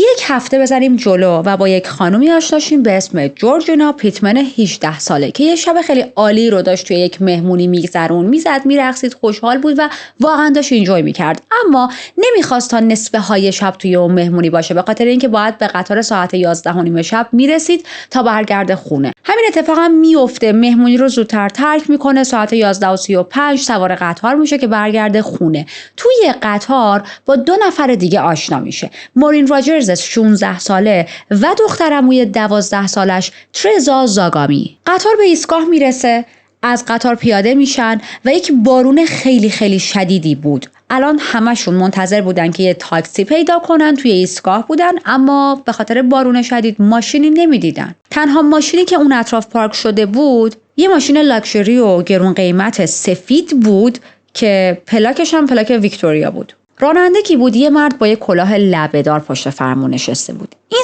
3 دختر تصمیم میگیرن که اوکی ما پیاده سمت خونه میریم، حالا شاید تا صبح به خاطر بارون تاکسی گیرمون نیاد. مورین و جورجینا با هم زیر چتر داشتن قدم میزدن در حالی که ترزا یک کم جلوتر از اونا با چتر خودش در حال حرکت بود. خیابون تقریبا خلوت بود، فقط یه زمین کشاورزی و چند تا خونه پراکنده اطرافشون بود. یه ماشین با سرعت خیلی زیاد از کنارشون رد میشه. چون سرعتش خیلی زیاد بود اینا میترسن. مورین میگه که یارو دیوونه است، راننده چرا اینجوری رانندگی میکنه؟ چه ماشینی بود؟ همون ماشین لاکچری که توی ایستگاه قطار دیده بودن. این ماشین یه ذره جلوتر وایساد، دور زد و دوباره با سرعت زیاد از کنار دخترها رد شد. باز دوباره ته خیابون یه ذره عقب‌تر پارک کرد و انگار منتظر چیزی بود. این دخترها با خودشون فکر کردن که یارو خلوچله دیگه، داره گاز و گوز میکنه واسه خودش تو خیابون، نصف شبه و کسی هم نیست و حالا شاید مستی چیزی هم هست. یه چند ثانیه‌ای توی سکوت میگذره و اینا داشتن به مسیرشون ادامه میدادن تا اینکه سکوت شب با صدای انجین ماشین شکسته میشه. راننده پاشو گذاشته بود روی گاز و داشت با سرعت به سمتشون میومد. جورجینا برگشت و نور چراغای ماشین رو دید، نور چراغای ماشینی که داشت همینجور به سرعت بهشون نزدیک میشد. حالا چیزایی که دارم الان براتون میگم خیلی سریع اتفاق میفته. ترزا کنار جاده وایساده بود و فریاد میزنه به بقیه دخترها، میگه که مواظب باشید برید اونور. ترزا خودش هم میره اونور و ماشین با سرعت از کنارش رد میشه. به ترزا نمیخوره اما به 2 دخترای دیگه میخوره. جورجینا که در اثر برخورد با این ماشین پرت میشه توی یه جوب آبی که اون کنار بود. اما توی این اتفاق مورین از همه بیشتر مورد اصابت اون ماشین قرار گرفت. رون چپش مستقیم با ماشین برخورد کرده بود و این برخورد انقدر سریع و شدید بود که هر 2 استخونای اصلی پاهاش شکسته بود. شدت ضربه ماشین به این دخترها انقدر شدید بود که محافظ رادیاتور ماشین شکسته بود. مورین کسی بود که پرت میشه روی کاپوت، اما راننده همچنان بدون کم کردن سرعت ماشین داشت به مسیرش ادامه میداد. خب چون از قصد به اینا زده بود دیگه، وقتی از قصد زده معلومه سرعتش هم کم نمیکنه. کسی یهو پاشو میذاره رو ترمز بعد از اینکه میبینه ماشینش با یه چیزی برخورد کرده که از قصد نمیخواسته به اون شیء یا شخص بزنه. حدود 100 متر تو همون حالت میره، حالتی که مورین روی کاپوتشه و بعد وقتی یه جا میپیچه در اثر این پیچیدن مورین هم از روی کاپوتش پرت میشه و میافته اونور. برگردیم به جورجینا پیتمن. جورجینا بعد از این تصادف وحشتناک گیج و خونالود توی جاده راه میرفت. هنوز متوجه نشده بود چه اتفاقی افتاده ولی حس میکرد که کفشام از پام در اومده و پا برهنم. لباساش پاره شده بود، سرش و پشتش زخم‌های خیلی عمیقی به وجود اومده بود، خونریزی شدیدی داشت و وحشت زده زیر لب اسم مادرش رو داشت صدا میکرد. میدونید یه حالتی که گیج بود، بی هدف فقط داشت دور خودش میچرخید. از اونور ترزا همینطوری داشت فرار میکرد. ترسیده بود که این راننده برمیگرده و به من میخواد ضربه بزنه. برای همین داشت فقط میدوید. تلاش داشت که از جاده دور باشه تا این قاتل، تا این راننده نتونه بهش نزدیک شه. بالاخره به بالای یک تپه مانندی میرسه و وقتی میرسه اون بالا وحشتش چند برابر میشه. میفهمه که مورین راجرز وسط جاده غرق در خون افتاده. خیلی میترسه، بهش نزدیک میشه، با التماس بهش میگه مورین حالت خوبه؟ خواهش میکنم با هم حرف بزن. اما مورین جوابشو نمیده و اونجا بود که حس میکنه مورین مرده. ترزا یهو یادش میاد که من فقط حدود 100 متر با خونه فاصله دارم و بدو میره سمت خونهشون. وقتی میرسه خونه، پدر و مادرش خونه نبودن، اما خالش تو همسایگیشون زندگی میکرد. تصویر در خونه خالش رو میزنه. همینطوری که محکم داشت به در خونه خالش میکوبید، با وحشت و فریاد یک جمله رو تکرار میکرد. میگفت از عمد زدش، از عمد زدش. منظورش این بود که راننده از عمد مثلا اومده و بقیه با ماشین ضربه زده. همون لحظه 2 مأمور پلیس در حال گشت زنی بودن. خب ما فراموش نکنیم پلیس تعداد مأمورهایی که باید گشت بزنن توی مناطق مختلف رو هم بیشتر کرده دیگه. از کنار صحنه تصادف رد میشن و بدن مورینو پیدا میکنن. ضربان قلبش خیلی ضعیف بود، ولی خب خوشبختانه ضربان داشت. چند متر اون طرفتر جورجینا رو میبینن که خونالود وسط جاده نشسته بود. پلیس هر 2 دختر رو به بیمارستان منتقل میکنه. مورین فوراً تحت عمل جراحی قرار میگیره به خاطر پاهاش، مخصوصا پای چپش از همه وضعش خرابتر بود. استخون گونه‌اش شکسته بود، تمام بدنش پر از کبودی بود و جورجینا به مغزش ضربه وارد شده بود. چند تا زخم عمیق دیگه هم روی بدنش بود که نیاز به بخیه داشتن. اما یه چیز دیگه که برای هر 3 دختر اتفاق افتاده بود و حالاها قابل درمان نبود، این بودش که از نظر روحی روانی به شدت آسیب دیده بودن. توی صحنه جنایت پلیس یه تیکه از محافظ رادیاتور ماشین رو پیدا کرد که بهتون گفتم انقدر شدید ضربه زده بود که شکسته شده بود، اما خب خود ماشین هیچ جا دیده نمیشد. صبح روز بعد ساعت 7 صبح همون ماشین سفید و نزدیک ریل قطار پیدا میکنن. این ریل قطار کجا بود؟ حدوداً 5 کیلومتر فاصله داشت تا محل تصادف. محافظ رادیاتور شکسته شده بود و دقیقاً همون تیکه‌ای ازش گم شده بود که پلیس‌ها سر صحنه تصادف پیدا کرده بودن. ماشین متعلق به کی بود؟ متعلق به یک آقای 60 ساله که از ملبورن به پرت اومده بود تا خانواده پسرش رو ببینه. شب قبل این آقا با خانواده‌اش متوجه شده بود که ماشینش دزدیده شده، سریع به پلیس گزارش داده بود، اما خب دیگه دیر شده بود. قاتل از اون ماشین برای اجرای یکی از وحشیانه ترین حمله هاش استفاده کرده بود. از اونجایی که میشه حد زد، پلیس هیچ اثر انگشتی از سارق روی ماشین، داخل ماشین، بیرون ماشین هیچ جا پیدا نکرد. و باز دوباره رسانه ها اومدن یه سری از اتفاقهای اخیر و حمله ها و همه این چیزها رو که چند وقت اخیر اتفاق افتاده بود به هم ربط دادن که خب ربطشون هم کاملا بی‌جا بود. حتی چند تا کاراگاه و مأمور راهنمایی رانندگی روی این پرونده ها میذارن و به یک فرضیه‌ای میرسن همشون. اونم این که نکنه تمام این حمله ها کار یک نفر بوده.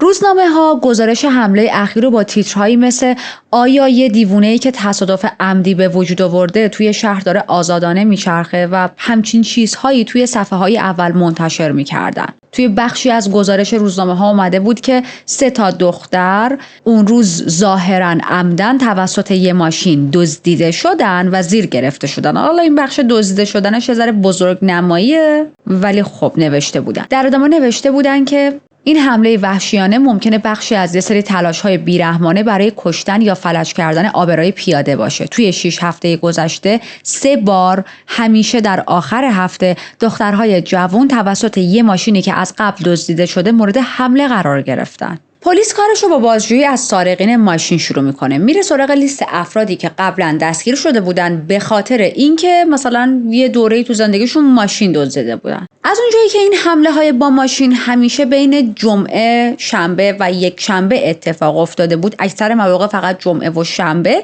برای همین توی این بازه زمانی، توی این روزها، توی این ساعتها، مخصوصا بین ساعت 5 عصر تا 1 نصف شب، تعداد پلیس هایی که باید گشت بزنن توی یه سری مناطق رو بیشتر میکنن. یه گروهبانی میاد که توی بخش جنایی بود صحبت میکنه با میدیا و میگه که ما باور داریم این حمله ها کار یک نفره، ولی خب فقط باور دیگه. میدونید مشکل اینجا بود که هیچ مدرکی برای اثبات این فرضیه نداشتن. پلیس نتونسته بود هیچ اثر انگشت، رد پا یا حتی یه سرنخ کوچیک از مهاجم توی صحنه‌های جنایت پیدا کنه. حتی کسی به این فکر نکرد که ممکنه این تصادف‌های عمدی با همون ورودهای غیرقانونی، سرقت‌ها و تعقیب‌های شبانه که توی سطح شهر اتفاق می‌افتاد مرتبط باشه. اما یه چیز مشخص بود: قاتل هیچ رد پایی از خودش تا اینجا بجا نذاشته تو پرونده.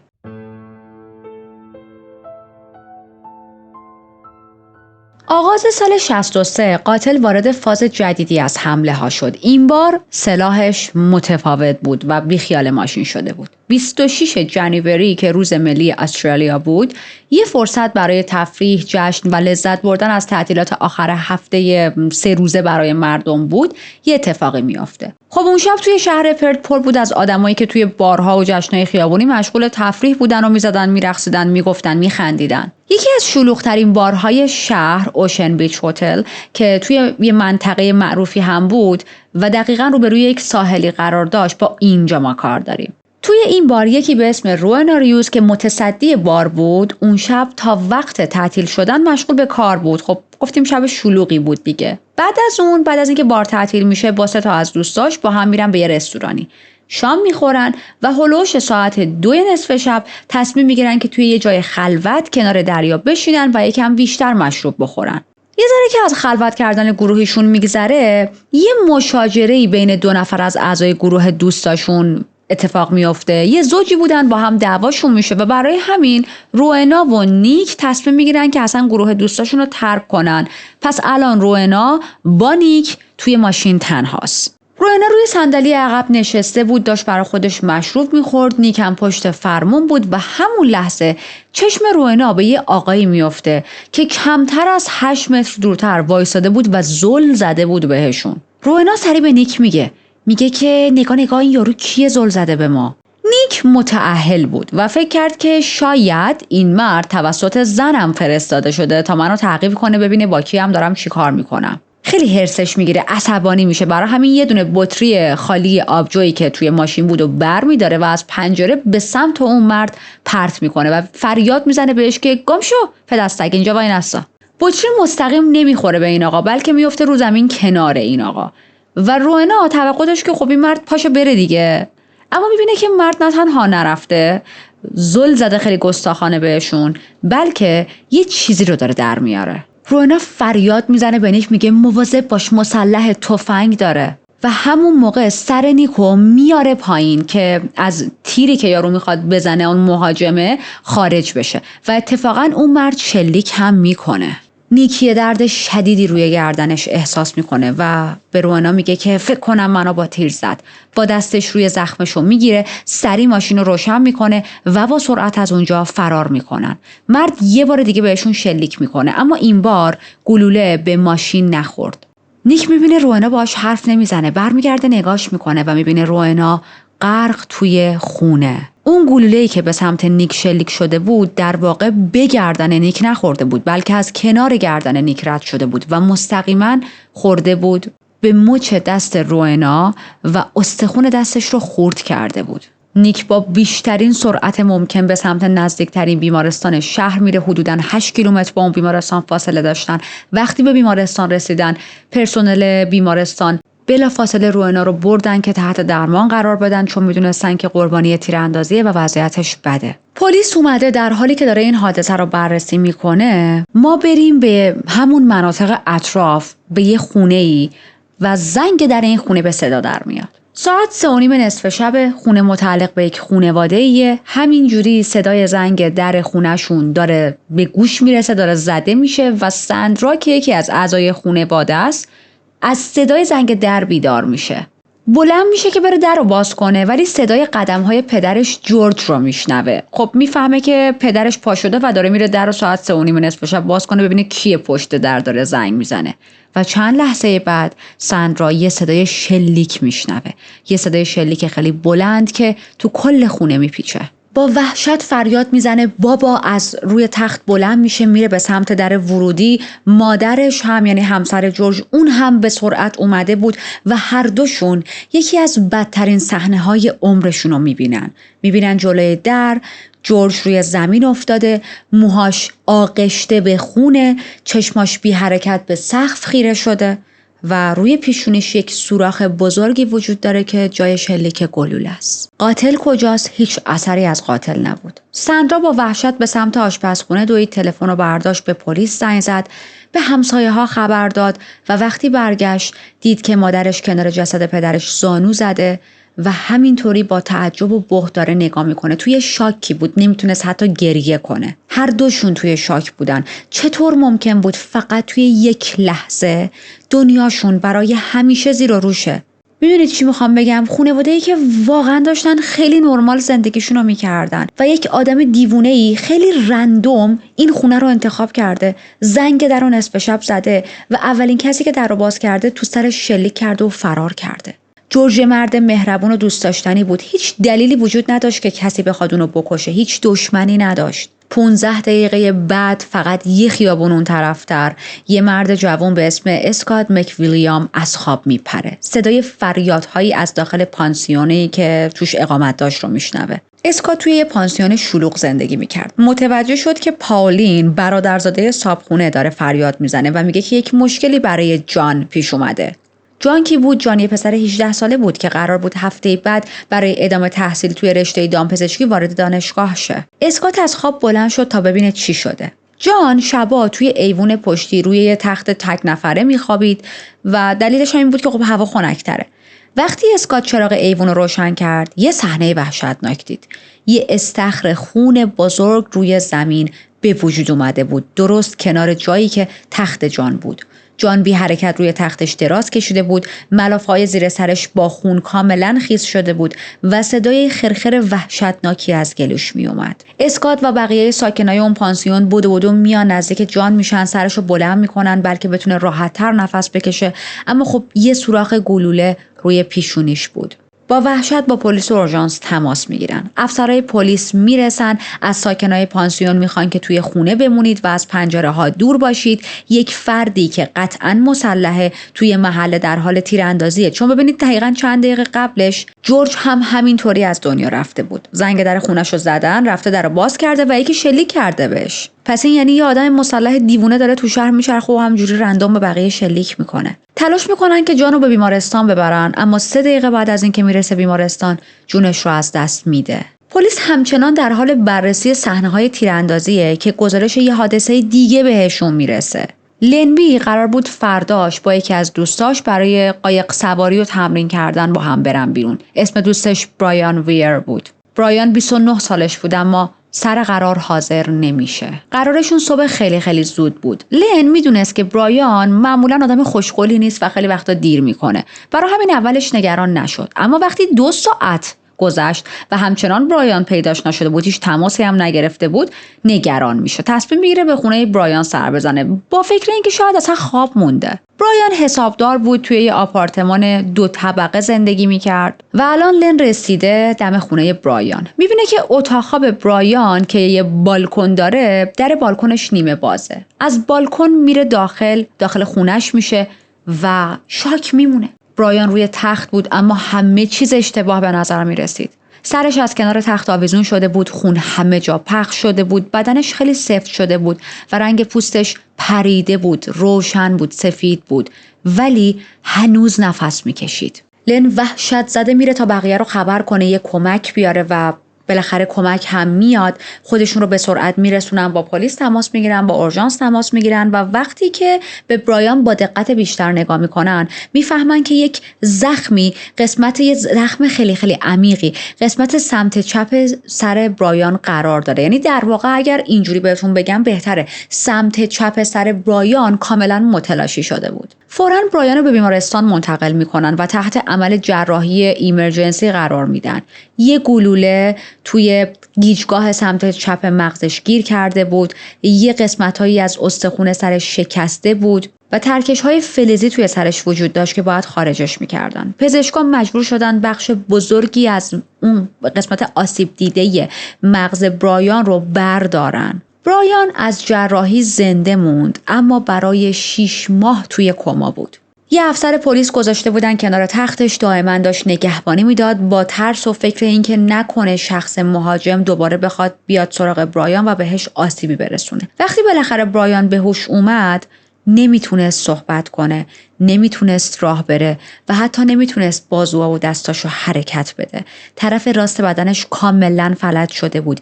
بینایی یه چشمش رو از دست داده بود و یه گوشش هم ناشنوا شده بود. به علاوه این که این آسیب مغزی که براش اتفاق افتاده بود باعث حمله های صرع شدید شده بود براش. یعنی رسما زندگی برایان تموم شد، به پایان رسید. یعنی نمیدونم واقعا آدم اگر بگه طرف میمرد بهتر بود، نمیدونم. با اینکه فقط 29 سالش بود مجبور شد که به یه مرکز نگهداری از سالمندان منتقل شه، چون به مراقبت‌های شبانه روزی نیاز داشت و دیگه خودش نمیتونست تنها زندگی کنه. اما برایان خیلی زنده نمیمونه توی این دنیا. 19 دیسمبر سال 65، یعنی تقریبا 3 سال از این حمله گذشته، به خاطر همون جراحات شدیدی که براش اتفاق افتاده بود و همیشه درگیرش بود جونش رو از دست میده و واقعا فکر میکنم راحت شد.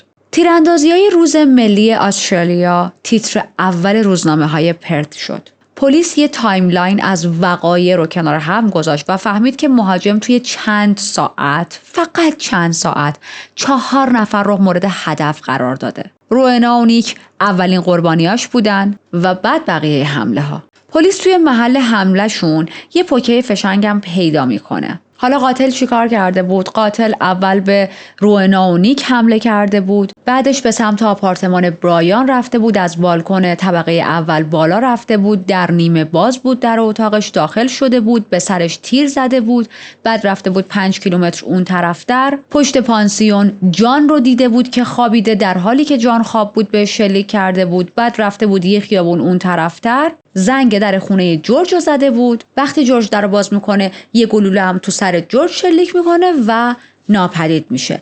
هیچ کدوم از این قربانی ها جز این که توی همسایگی هم بودن هیچ ارتباطی با هم نداشت، یعنی اصلا همونه میشناختن، دوستای هم نبودن و کاملا مشخص بود که قاتل به صورت رندوم انتخابشون کرده. پلیس همچنان هیچ اثری از این شخص قاتل و مهاجم نداشت. تمام صحنه‌های جرم رو بررسی میکنه، هیچ چیزی از این شخص مجرم پیدا نمیکنه و مهمتر از همه اسلحه هم مخفی شده بود. یعنی مخفی که نه، گم شده بود. مخفی چیه؟ خودم به خودم ایراد میگیرم. اسلحه گم شده بود، ناپدید شده بود و خب این نشون میده که قاتل خیلی حواسش جمعه. تنها چیزی که پلیس پیدا کرده بود یه سری پوکه کشف شده بود که همشون متعلق به تفنگ بود، ولی حالا تفنگ کجاست نمیدونستن. حدود 75,000 تا اسلحه مشابه توی این شهر وجود داشت، یا حالا توی این بخش از استرالیا بگیم بهتره. عدد خیلی زیادیه، ولی خب تنها چیزی بود که پلیس شاید میتونست ذره‌ای به این شخص مهاجم نزدیک شه.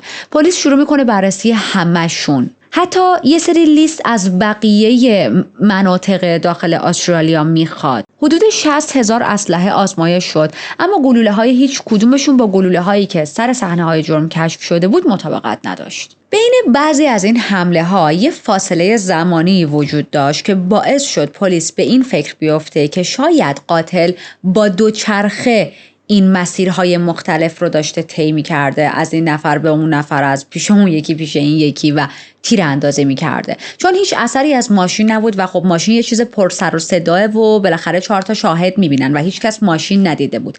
پیاده هم یک نفر نمیتونه به اون سرعت برسه. پس چی بین ماشین و پای پیاده میمونه؟ دوچرخه. بعد از اون حمله ها مردم یک شبه کل عادت ها و لایف استایلشون رو تغییر میدن.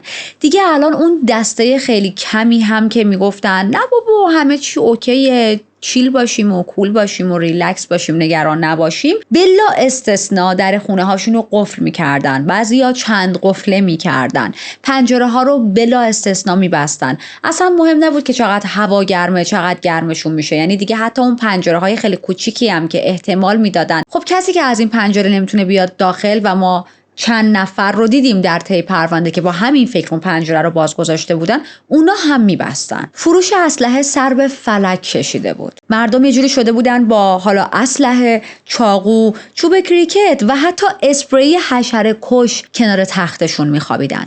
بعضی ها پشت در خونهشون یه سری لوازم سنگین میذاشتن که مهاجم اگر حتی بلد قفل در رو یه جوری حالا اگه طریقی بشکنه نتونه، زورش نرسه که در رو باز کنه. یعنی ببینید اینقدر وحشت زیاد شده بود. پناهگاه‌های حیوونا با درخواست بی‌سابقه‌ای برای سگای نگهبان مواجه شده بودن و سگای موجود توی کل شهر داشتن یکی یکی به سرپرستی گرفته می‌شدن. اگر خاطرتون باشه ما گفتیم که یکی از آدم‌ها توی این پرونده دستشوییش توی حیاط بود، یعنی دستشوییش خارج از خونه بود. و خب اون موقع داشتن سرویس بهداشتی توی حیاط خونه یه چیز کاملا عادی بود، بخشی از مثلا فرهنگشون بود.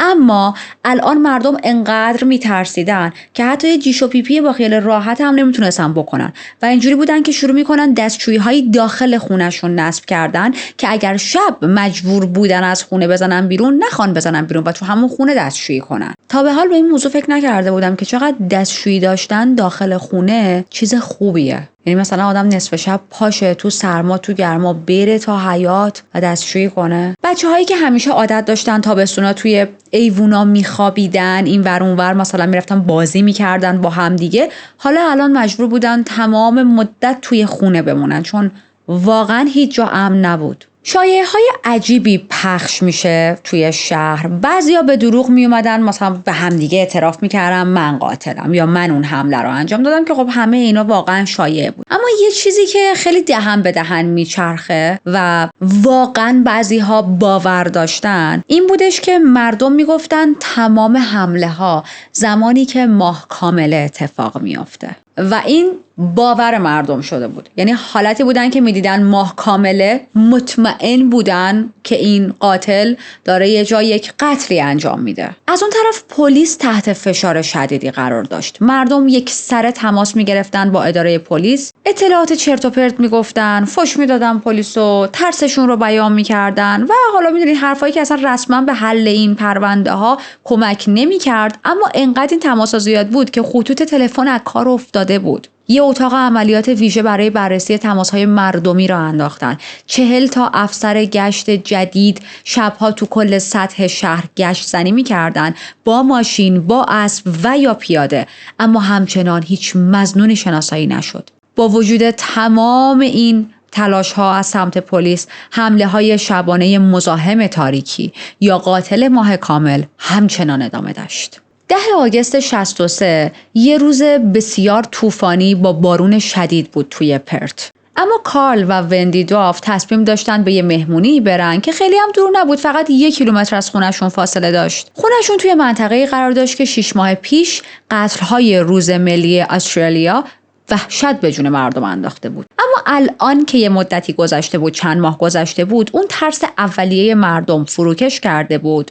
یکی از اصلی ترین دلایلش حالا سوای گذر زمان این بودش که از اون موقع به این ور هیچ تیراندازی دیگه‌ای گزارش داده نشده بود و خب مردم شروع کرده بودن کم کم به برگشتن با زندگی عادیشون. این زوج یه کودکی داشتن، یه نوزاد 8 ماهه و خب نمیتونستن بچه‌شون رو خونه تنها بذارن دیگه. برای همین یک پرستاری رو به اسم شرلی مارتا مکلاود استخدام میکنن که بیاد از بچه‌شون نگهداری کنه. شرلی دانشجوی سال دوم دانشگاه بود.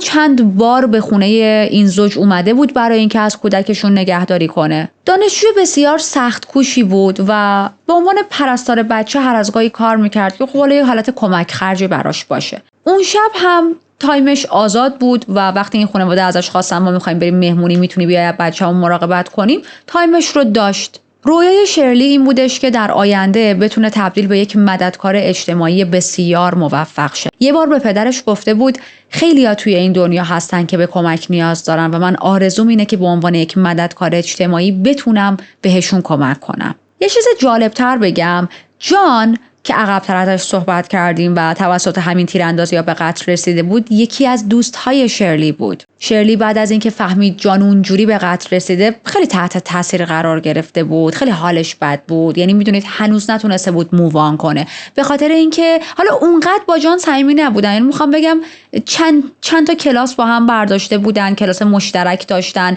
هر از گاهی همو توی دانشگاه میدیدن، حرف میزدن، میگفتن، میخندیدن. حالا best friend forever نبودن اما خب دوست هم بودن و شرلی خیلی از اون موقع به این ور به هم ریخته بود. اما خب حالا که چند ماه گذشته بود تلاش میکرد که به زندگی عادی برگرده و به اون اتفاق تلخی که برای جان و بقیه آدم‌ها چند ماه پیش افتاده فکر نکنه.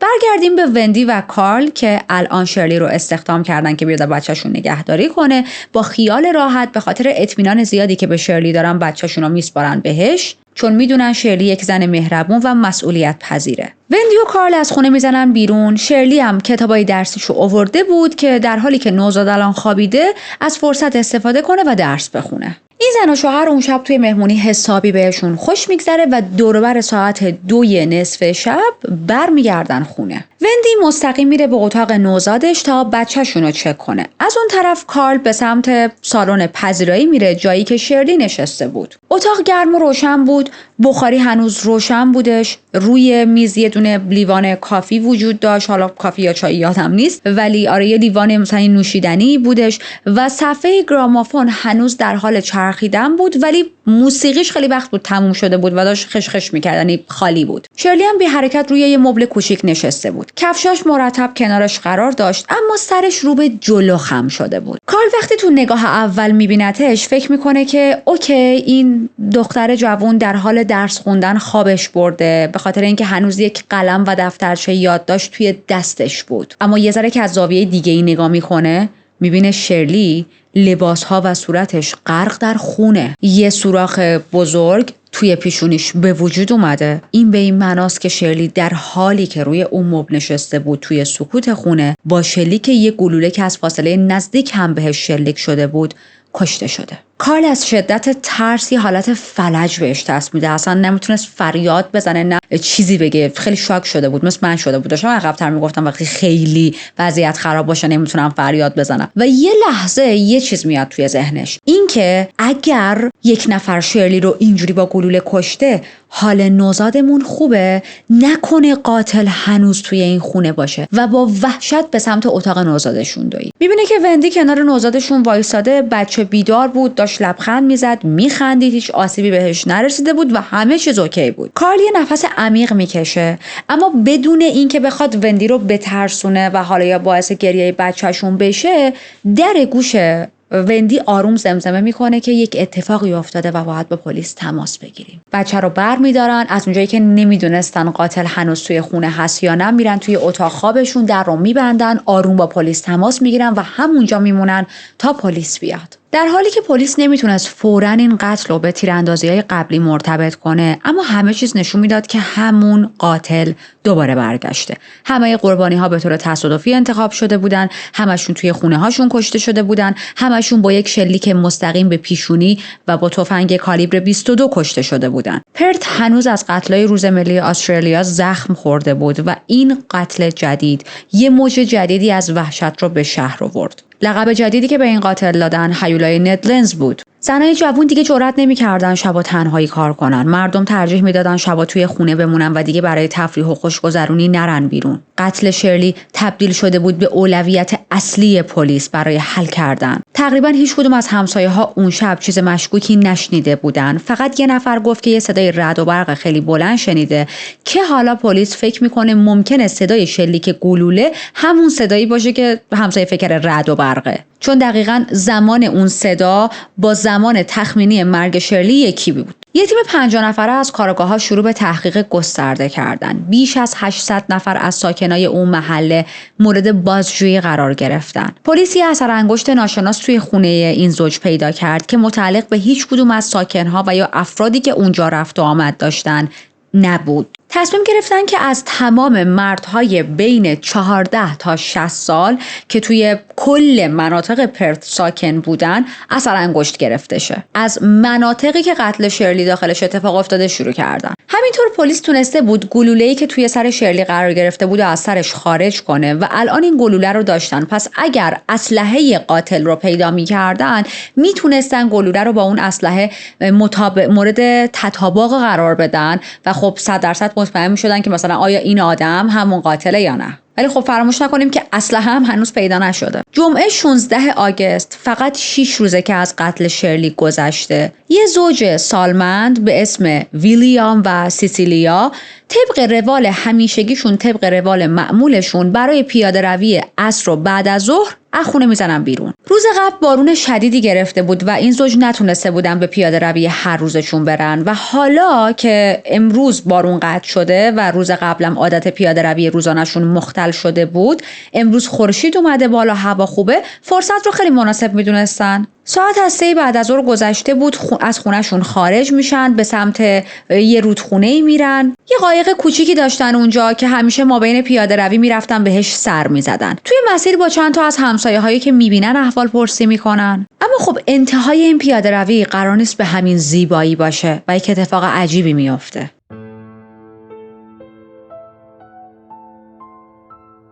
ویلیام و سیسیلیا حدود 500 متر پیاده روی کردن و دیگه بسشون بود و الان داشتن به سمت خونه برمیگشتن. نزدیک خونهشون دو طرف خیابون یه سری گل وحشی صورتی رنگ از گلهای بومی اونجا بود. رشد کرده بود و خیلی قشنگ بود. سیسیلیا همیشه عادت داشت که گلهای مختلف و اگر تو مسیر پیاده روی میبینه جمع کنه و ببره توی خونه توی گلدون بذاره. این گلهای صورتی هم نظرشو جلب میکنه. دلا میشه که چند تا از این گلا رو چینه که همون موقع دستش به یه چیز سفتی میخوره. یه ذره گلا رو میزنه کنار و نگاه میکنه ببینه چیه، دستم به چی خورده و وحشت میکنه. لابلای گلا و بوتاها چی میبینه؟ یه اسلحه. سیسیلیا خیلی شاک شده بود. ویلیامو صدا میکنه میگه بیا ببین یه اسلحه لابلای بوتاها افتاده. ویلیام میگه که بیا اسلحه رو برداریم و ببریم توی خونه که یه وقت دست آدم‌های اشتباه نیفته.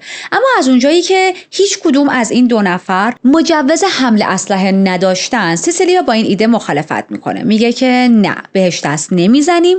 یکیمون همینجا وای میسه مراقب، یکی دیگه هم میره به پلیس زنگ میزنه بذار پلیس بیاد این اسلحه رو برداره. اسلحه کشف شده یه وینچستر کالیبر 22 بود. مدلش متفاوت بود با اون اسلحه‌ای که توی قتل‌های روز ملی استفاده شده بود، اما خب به هر حال پلیس لازم میدونست که تحقیقات لازم رو انجام بده. چقدر لازم شد. کل اون خیابون رو میگردن اما هیچ پوکه‌ای پیدا نمی‌کنن. ولی مهمتر از تمام اینا اسلحه هنوز یک گلوله مسی داشت. اسلحه رو میبرن برای آزمایش و متوجه میشن این اسلحه دقیقاً همون اسلحه‌ایه که ازش برای کشتن شرلی استفاده شده. گلوله هاشون با هم یکیه و الان اولین اشتباهیه که قاتل انجام داده تا به اینجا. بعد از این همه جنایت پلیس بالاخره تفنگ قاتل رو پیدا کرده و در باسنش عروسیه. حالا تفنگ مال کیه؟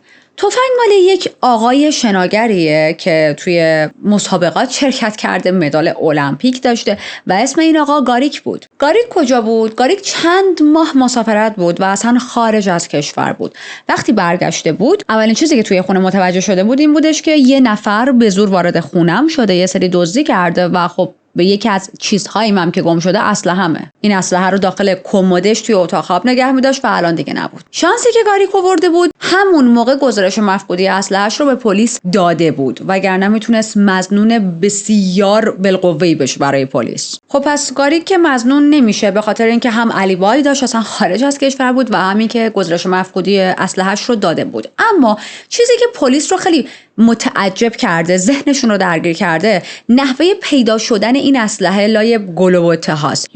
دارن به خودشون میگن اگر قاتل قصد داشت که تفنگ رو برای همیشه دور بندازه، خب چرا اینجا انداخته توی مسیری که ممکنه هر آدمی ببینه و اونقدرم لایه گل و اتها نبود؟ یعنی خیلی واضح بود، شما یک مقدار دلا میشدی یه گلی چیزی ببینید چشت میخورد به این تفنگ. میتونست خیلی راحت این تفنگو تو آب ول کنه، یا اصلا همونطوری که اول پرونده براتون تعریف کردم که این شهر پر از مناطق طبیعی و جاهای دور افتاده بود، میتونست این تفنگو توی یه دونه از همون مناطق طبیعی و دور افتاده رها کنه. ولی قاتل به جای این کارا تفنگو گذاشته بود بین یه سری گل و بوته‌ای که کاملا توی رودی بودش که همه ممکنه توش رفت و آمد کنن و این فقط یک دلیل میتونه داشته باشه، اونم این که قاتل قصد نداشته تفنگو کلا بندازه دور. قاتل تفنگو اونجا قایم کرده بوده چون میخواسته دوباره برگرده و اسلحه رو برداره و استفاده کنه. پلیس تصمیم میگیره یه تله برای قاتل بذاره. یه تفنگ مشابه و با یه نخ ماهیگیری محکم به همون بوته میبندن تا هر کس که میخواد سعی بکنه دیگه زودی هم داره زیاد میشه، هر کس که میخواد سعی کنه این تفنگو برداره گیر بیفته. همینطور از ساکنین خونه روبرویی این محلی که اسلحه توش پیدا شده بود میخوان که مثلا ما یه تیم نظارتی 24/7 میخوایم داخل حیاطتون بذاریم و این محل رو زیر نظر داشته باشیم. خب این خانواده هم کاملا با مامورای پلیس، مامورای مخفی همکاری میکنن و قول میدن که به کسی هیچ حرفی نزنن حالا تا موقعی که این عملیات داره انجام میشه. پلیس الان قایم شده، منتظر مونده که ببینه کی قاتل برمیگرده به صحنه و طی 2 هفته بعد مامورای پلیس 24 هر روز دارن مراقبت میکنن. هی جاشون رو نوبتی شیفتی با هم عوض میکنن، اما 1 ثانیه هم چشم از اون بوته ها بر نمیدارن. از اون طرف هوای سرد و بارونی پرت کارو براشون خیلی سخت‌تر کرده بود، اما خب خیلی پلیس امیدوار بودن که قاتل به زودی برای برداشتن تفنگش برگرده. 2 هفته میگذره اما هیچ نشونه ای از شخص قاتل دیده نمیشه. پلیس میبینه اینجوری فایده نداره، باید یه ککی به تنبون این قاتل ما بندازیم. تصمیم میگیره ترفند جدیدی به کار ببره، یه چیزی که قاتل رو تحریک کنه. با همکاری رسانه‌های محلی یه مقاله ساختگی توی چند تا روزنامه چاپ میکنن که توش نوشته شده بود پلیس در حال نزدیک شدن به حل پرونده قتل شریعه و قراره طی روزهای آینده توی اون مناطق بیشتر تمرکز کنه. یکی از مناطقی که نوشته بودن همین منطقه‌ای بود که تفنگ اونجا قایم شده بود. از اون طرف توی یک روزنامه دیگه یه مقاله چاپ شده بود که توش نوشته بودن پلیس داره دونه دونه از همه آدم‌ها اثر انگشت میگیره. میدونید همه اینا رو داشتن میگفتن با امید اینکه این قاتل بالاخره یک ترسی بهش بیفته، نگران شه و بخواد برای برداشتن اسلحه دوباره برگرده به همون محل. یکی از افسرهای پلیسی که شیفت نظارت روی این تفنگ رو داشت یک آقایی بود به اسم بیل هاکر. هاکر به همراه یک افسر دیگه به اسم پیتر ساعت 6 عصر تا چند ساعت آینده شیفت بودن که مواظب این اسلحه باشن ببینن حالا کسی میاد. پیتر میره اونور یه نوشیدنی بخوره، مثلا یه چایی بخوره، یه سیگاری بکشه، هر چی،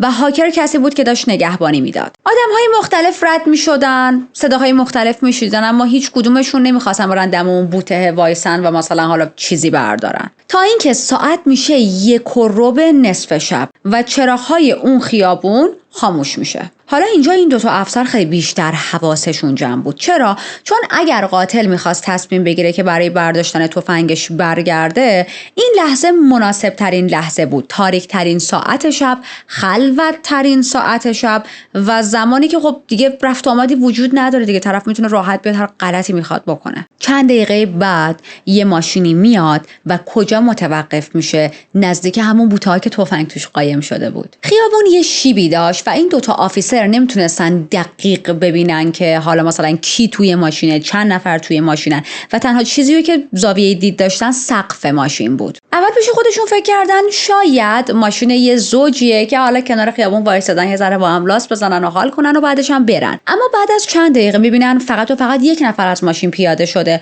اونم یه مردیه که آروم کنار ماشین وایساده، بی حرکت و خب یه ذره رفتارش مشکوکه. حالا یه مشکل اینجا وجود داشت. یادتونه بهتون عقب‌تر گفتم که این تفنگو با یه نخ ماهیگیری وصل کرده بودن؟ برای چی این کارو کرده بودن؟ که جاست این کیس اگر یه وقت حالا هر 2 تا 3 تا مأمور نظارتی همزمان با هم دیگه سر شیفت نبودن، سر پست نبودن و شخص قاتل اومد و تفنگو برداشت، این زنگوله کنارشون تکون بخوره و بفهمن که اوکی مثلا شخص قاتل اومده تفنگو برداشته. و خب بذارم نمیدونم احمقانه است وقتی شما نیروی انسانی گذاشتید دیگه چرا همچین تله‌ای گذاشتید؟ و الان این شده بود چالش. چرا؟ به خاطر اینکه ممکن بود هر لحظه این شخصی که از ماشین پیاده شده بره سمت این تفنگو برداره و خب وقتی برمی‌داره میبینه یه نخی چیزی بهش هست دیگه و این باعث میشه که بفهمه او برای من تله گذاشتن و بخواد فرار کنه. از اون طرف الان یک تفنگ واقعی دستشه و ممکنه مسلح شه و خطرناک میشه. پس این 2 تا مأمور باید هر چی سریعتر بهش میرسیدن. قبل از اینکه بخواد این تفنگو برداره دستگیرش میکردن. این 2 تا مأمور به سرعت شروع میکنن دویدن به سمت این آقای غریبه و این آقا هم همچنان اونجا وایساده بود، داشت آروم آروم قدم میزد بره سمت بوته ها. میدونید حالتی که انگار داشت مثلا فکر میکرد، بررسی میکرد، تجزیه تحلیل میکرد و وقتی صدای پای این 2 تا مأمور رو میشنوه همونجوری که دستاش تو جیبش بود برمیگرده بهشون نگاه میکنه. اما خوشبختانه این 2 تا مأمور موفق میشن بهش حمله میکنن، میپرن روش.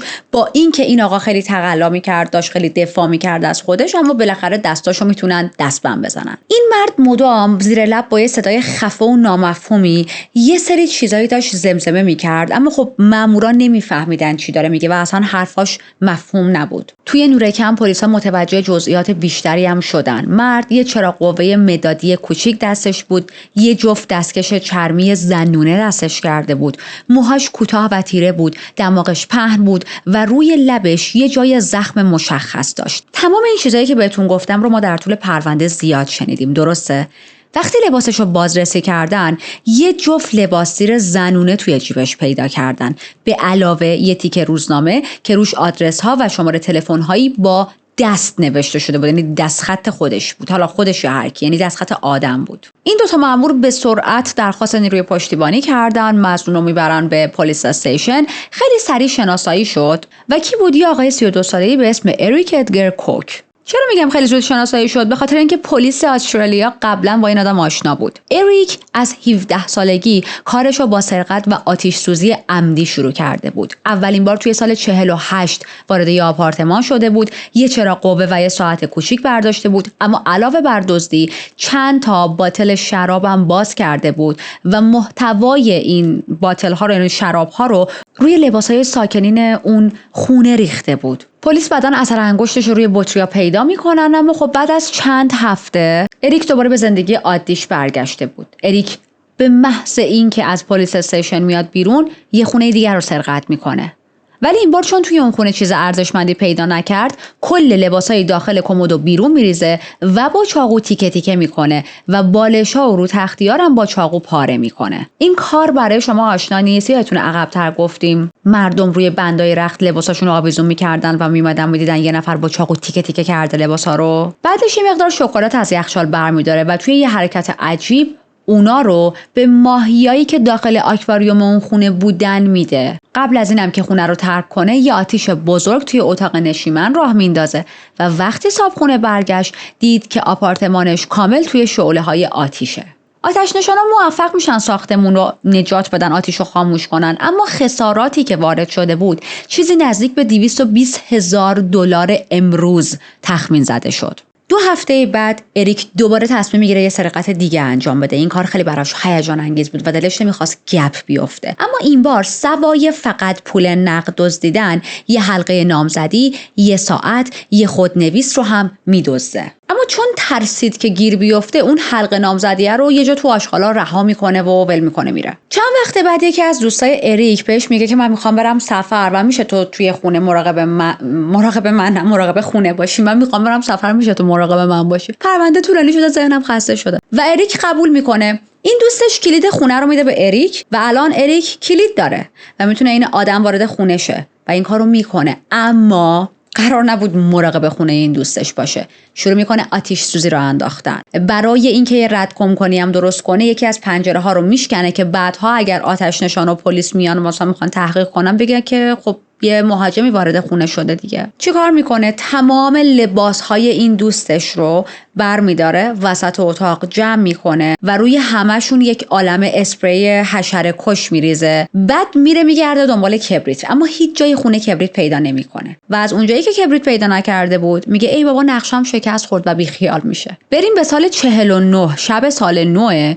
اریک برای اینکه واسه خودش خیلی مخصوص جشن بگیره، یا آپارتمانو به آتیش میکشه. با استفاده از شمع و یه سری لوازم دیگه آتیش را میندازه و وقتی ساکنین این آپارتمان برمیگردن، دور بر ساعت مثلا 12:30 برمیگردن، میبینن که یکی از اتاق خوابا توی آتیش داره میسوزه. توی ماه‌های بعد اریک به سرقت‌های بیشتری ادامه داد. پول نقد، لباسدیر زنونه، همه اینا رو می‌دزدید و تقریباً توی هر سرقتش تلاش می‌کرد که آتش سوزی را بندازه. یه شب برای اولین بار اریک وارد یه خونه‌ای میشه که خالی نبود و ساکنین داخلش داشتن زندگی میکردن و خواب بودن. یه کیف توی اون خونه میبینه، به امید اینکه داخلش کیف پول باشه کیفو برمی‌داره میره تو دستشویی، با چراغ قوه داشت داخل این کیفو نگاه میکرد، به دنبال کیف پول میگشت که یه آقایی بیدار میشه، آقایی که ساکن همون خونه بود. میاد داخل دستشویی و میبینه که به به یک آقای غریبه‌ای خیلی فریک توی دستشویی نشسته و یه کیف پولی جلوشه، داره دنبالش مثلا میگرده، یه کیفی در واقع جلوشه. بهش میگه که تو چه خری هستی، اینجا چیکار میکنی؟ و اریک حرف خیلی احمقانه‌ای میزنه، میگه که ای وای من همسایه‌تونم، مثلا واحد و اشتباه اومدم. خب این حرف خیلی چرته دیگه، مگه میشه آخه همچین چیزی؟ و این مرد جلوی اریک رو میگیره، اما با هم درگیر میشن و اریک موفق میشه که فرار کنه از دست این آقا. این آقا به سرعت میره پیش پلیس شکایت میکنه و 1 هفته بعد بر اثر انگشت هایی که خودش باقی گذاشته بود، پلیس اریک رو پیدا میکنه. اریک دستگیر میشه، دادگاهی میشه، به جرم دزدی، آتش سوزی عمدی و ورود غیرقانونی. اینا همه چیزایی بود که بهشون محکوم شده بود. 3 سال حبس بهش میدن، اما قاضی توصیه میکنه توی پروندهش که بعد از چند ماه که گذروند و اگر رفتارش توی زندان خوب بود آزادی مشروط بهش بدن. یعنی قاتل سریالی نیست که ما با هم بررسی کرده باشیم، یه دور افتاده باشه زندان، قاضی بهش ترحم نشون داده باشه، این آدم از زندان بعد از مدت خیلی کمی اومده باشه بیرون و قتل‌های زنجیره‌ایش رو شروع نکرده باشه. یعنی نیست، نداریم. یه ذره از خود اریک میخوام بیشتر براتون بگم. پدر اریک یه الکلی خشن بود که همیشه اعضای خانواده‌اش رو کتک میزد، اما بیشترین خشونتش روی اریک بود، بیشترین عصبانیتش رو روی اریک تخلیه میکرد. چرا انقدر پدر اریک اذیتش میکرد یا کتکش میزد؟ چون اریک با یک نقصی روی لبش متولد شده بود که بهش کلفت لیپ میگن. من نمیدونم اصطلاح فارسیش چی میشه، برای همین بهتون توضیح میدم. این شکاف روی لب باعث میشه لب بالایی به طور کامل به هم جوش نخوره و یک شکافی توش باقی بمونه. سوای این که روی ظاهر یک نفر اثر بد داره، میتونه باعث مشکل به وجود اومدن توی حرف زدن اون آدم، غذا خوردن و حتی تنفس تاثیر بذاره. توی دنیای الان معمولا با عمل جراحی ترمیم میشه، اما خب ما داریم از سالهای پیش صحبت میکنیم. پدرش هم از همون ابتدا وقتی میبینه اریک با این نقص به دنیا میاد ازش متنفر میشه و واقعا اینجوری بود که هیچ فرصتی رو میس نمیکرد برای اینکه این آدم رو تحقیر کنه. یکی از بارایی که پدرش داشت مادرش رو شدیداً کتک میزد، اریک میاد از مادرش دفاع کنه، جلوی مادرش وای میسه، یعنی بین مادر و پدرش وای میسه و پدرش انقدر شدید اریک رو هل میده اونور که جمجمه‌اش میخوره به جا و میشکنه. اما اریک فقط توی خونه وضعیتش بد نبود، توی مدرسه هم خیلی بولی میکردنش، خیلی مسخرش میکردن، خیلی اذیتش میکردن. به خاطر این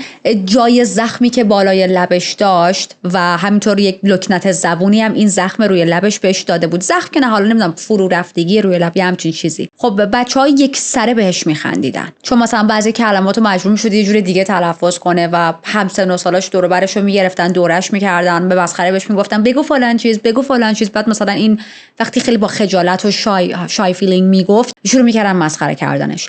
یه بار مادر اریکو میبینه وقتی که سنش هنوز خیلی کمه، جلوی آینه وایساده بود و با خشونت داشت جای این زخم لبش رو میکشید، فشار میداد به امید اینکه مثلا درست شه، خوب شه، لبش حالت نرمال بشه. فقط در این حد بگم که کل کودکی و نوجوانی اریک تحت تاثیر همین ظاهرش قرار گرفته بود. و دوباره برگردیم به همون روزی که دستگیر شده، 3 سال بهش حکم دادن. قاضی برگشته گفته که حالا اگر مرد خوبی بود، درست رفتار کرد، مثلا میتونه از زندان بیاد بیرون. و اتفاقا همین اتفاق هم میفته. براش سری جلسات تجدید نظر میذارن. توی اون جلسات به این نتیجه میرسن که اریک به خاطر طرد شدن از جامعه دست به این جرائم زده بود، دست به این دزدی ها و آتش سوزی ها زده بود و شاید هنوز امیدی برای بهبود و تغییرش باشه. پس توی آگوست سال 1949 در حالی که فقط چند ماه وارد زندان شده بود، از زندان خارج میشه. اما هیچ کس اون روز توی دادگاه با خودش فکر نمی کرد که این آغاز یک مسیر تاریک و پر از خونریزیه. برگردیم به دستگیری اریک. پلیس اریکو به اداره تحقیقات جنایی منتقل کرد. همون اول خیلی راحت اعتراف کرد. گفتش که اون شب به چند تا خونه لاکچری توی مناطق مختلف، حالا مناطقی که رفته بوده، دستبرد زده، ازشون 22 پوند پول نقد دزدیده. درباره تفنگ گفت که چند روز قبل وقتی با کامیون محل کارش داشت از یک محله رد میشد، تفنگو توی بوته ها دیده. همون لحظه توقف کرده بود تا بار کامیونش رو تنظیم کنه و متوجه شده بود که یکی تفنگی یه جا قایم کرده. میگه تصمیم گرفتم چند روز بعد برگردم و تفنگو بردارم تا بفروشمش و یک پولی به جیب بزنم. خب تا اینجا فقط داره راجع به یه سری دزدی و مثلا حالا اینجور چیزا صحبت میکنه. بهش میگن خب حالا بیا راجع به قتل شری صحبت کن و شروع میکنه به شدت انکار کردن. میگه من اصلا اون شب رفته بودم بولینگ داشتم بازی میکردم، بعدش هم برگشتم خونه. خب پلیس که اصلا به حرفای اریکش اعتمادی نداشت. چیکار میکنن؟ تصمیم میگیرن برن سراغ زنش. بله، اریک متأهله و اسم زنش سلیه. میرن سراغ سلی، بهش میگن اریک توی این تاریخ، توی 10 آگوست کجا بوده؟ میگه که من خونه بودم. و سلی چی میگه؟ سلی دمش گرم به پوست خیار میفروشه اریکو. میگه که اریک اون شب خیلی دیر اومد خونه و این دقیقاً همون چیزی بود که پلیس میخواست بشنوه. دوباره برمیگردن پیش اریک. میگن تو مطمئنی اون شب رفته بودی خونه؟ میگه آره بابا من تمام شب خونه بودم. میگن ولی سلی یه حرف دیگه زده ها. سلی گفته تو اون شب خیلی دیر اومدی خونه و اریک باز در کمال پررویی میگفت نه سلی حتما داره اشتباه میکنه. خواهشاً سلی رو بیارید اینجا تا من باهاش حضوری صحبت کنم. پلیس هم این کارو میکنه. میبینه فرصت خوبیه، شاید اصلا این جلوی سلی اعتراف کنه و سلی رو میارن. شروع میکنه با اریک صحبت کردن، روبروی هم میشینن. اریک بهش میگه که چرا این حرفو به پلیس زدی؟ چرا گفتی که من اون شب خیلی دیر اومدم خونه؟ چرا منو به پوست خیار فروختی؟ و سلی بهش میگه به خاطر اینکه حقیقته، تو واقعا اون شب خیلی دیر اومدی خونه و خودت هم اینو میدونی. چند لحظه بینشون سکوت برقرار شد. اریک بعدش نفس عمیق کشید و به سلی گفت حالا چیکار کنم؟ سلی هم بدون هیچ احساسی، یه حالتی که you know I'm done، خیلی خسته شده بود از زندگی با اریک، میگه که تصمیم با خودته. و چند لحظه بعد اریک به یکی از مامورا میگه چند تا کاغذ و خودکار بهم بدید و شروع میکنه به نوشتن. حالا چیزایی که دارم بهتون میگم بر اساس نوشته هاشه. اون شب ساعت 12:30 ظهر از خونه زده بیرون. بعد از ظهرش رفته توی یه باشگاه بولینگ. بعدش رفته توی یه منطقه‌ای شروع کرده به پیاده روی و همجوری پرسه زدن. به دنبال یه خونه گرونی میگشته که ورودش هم به اون خونه راحت باشه برای دزدی دیگه. چشمش به یه خونه بزرگ افتاده بود. وارد اون خونه میشه، یه ذره پول برمی‌داره، یه ذره لباسا رو توی کمد جابجا میکنه و چشش میخوره به یه تفنگو برمی‌داره. یه بسته تیر هم کنار تفنگ بود. بعدش سوار ماشین میشه و به سمت یه منطقه دیگه میره. همون موقع بارون خیلی شدیدی میاد و همینطور هم رعد و برق‌های شدید زده میشد. اریک میگه بعد از اون لحظه من دیگه چیزی یادم نمیاد. میگه انگار یهو از حالت بیهوشی به هوش اومدم و خودم رو در حالی دیدم که دارم از خونه یه غریبه خارج میشم و توی دستم هم یه تفنگه. You know bullshit.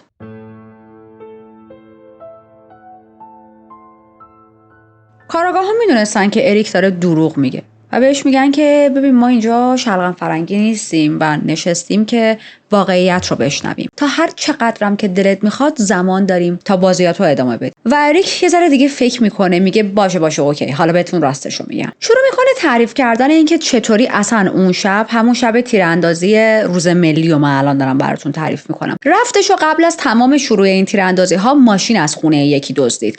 میگه چقدر راحت ماشینو دزدید، چون آدم‌ها به خاطر اون کالچری که توی اون شهر پرت وجود داشت عادت داشتن که مثلا سوئیچ ماشین رو روی ماشین بذارن. خیلی راحت واسه خودش رفته بود، ماشین رو انتخاب کرده بود، سوار شده بود و بعدش هم رفته بود توی مناطق مختلف. تعریف میکنه که قتل‌ها رو انجام داده و میگه بعد از این قتل‌ها ماشین رو یه جا مثلا چند تا خیابون اون طرفتر رها کردم. تفنگ هم در اصل مال خودش نبود، تفنگ رو هم از خونه یکی دیگه دزدیده بود. میگه وارد خونه یکی دیگه شده بودم، میخواستم یه سری پول نقد بردارم اما خب چشم خورده بود به تفنگ و برداشتم و بعد ما بقیه ماجرا. مامورای پلیس ازش میپرسن چرا اون شب تصمیم گرفتی این همه آدم بکشی، را بری مردم بکشی؟ و یه جمله میگه یه نیروی قوی تر از من بود. یه لحظه حس کردم که خدا هستم، انگار یه سایه بزرگ، یه ابر، یه قدرت روی سرم سنگینی میکرد و من مجبور بودم ازش استفاده کنم. مرحله به مرحله توضیح میده. از لحظه ای که روئنا و نیکو توی ماشین دید و فقط میخواست نگاهشون کنه، استاکین کنه، اما بعدش یه چیزی توش تغییر کرد.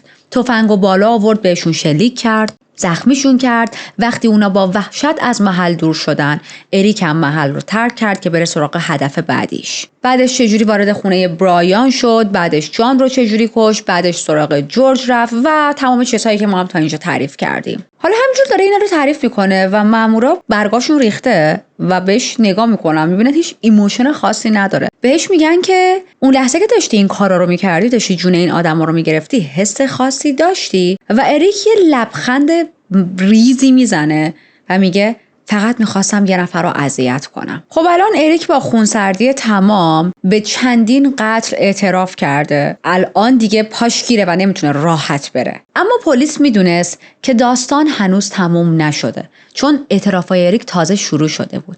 اریک بعد از این اعترافای اولیه اگر بگیم دیگه راه برگشتی نداشت. انگار یه سدی شکسته شده بود و حالا شروع کرده بود تازه به گفتن جزئیاتی که توی این 5 سال اخیر مرتکب شده، جنایت‌هایی که انجام داده، همیشه گمنام مونده و الان فرصت اینو داره که همه رو با یک دقت برای پلیس‌ها، برای مردم دنیا تعریف کنه و البته برای بقیه واقعا شنیدن به این حرفا وحشتناکه. میگه که من تقریباً به 250 تا خونه حمله کردم و دزدی کردم ازشون. بعد از دستگیری‌های اولیه یاد گرفتم که باید با دستکش‌های چرمی کار کنم تا هیچ اثر انگشتی از خودم به جا نذارم. دیگه توی خونه‌ها حرف نمی‌زدم. صدام خاص تو دماغیه و میتونست هویتم رو لو بده. بیشتر جنایاتمو توی آخر هفته ها انجام میدادم چون اون زمان خودم وقت آزاد بیشتری داشتم و راحت‌تر میتونستم از خونه بزنم بیرون. باز فراموش نکنیم که اریک متأهل بود. میگه خیلی وقتا سرگردون از خونه میزدم بیرون، توی خیابونا، توی کوچه ها مسیرهای مختلف میگشتم و بعضی شبا تا طلوع صبح همینجور داشتم واسه خودم فقط میگشتم. خونه های مختلف رو میدیدم و برای خودم برنامه‌ریزی میکردم که به کدوم خونه حمله کنم، از کدوم خونه چی بدزدم، چی کار کنم، داخل هر خونه چه رفتاری انجام بدم، این بار حملم چطوری باشه.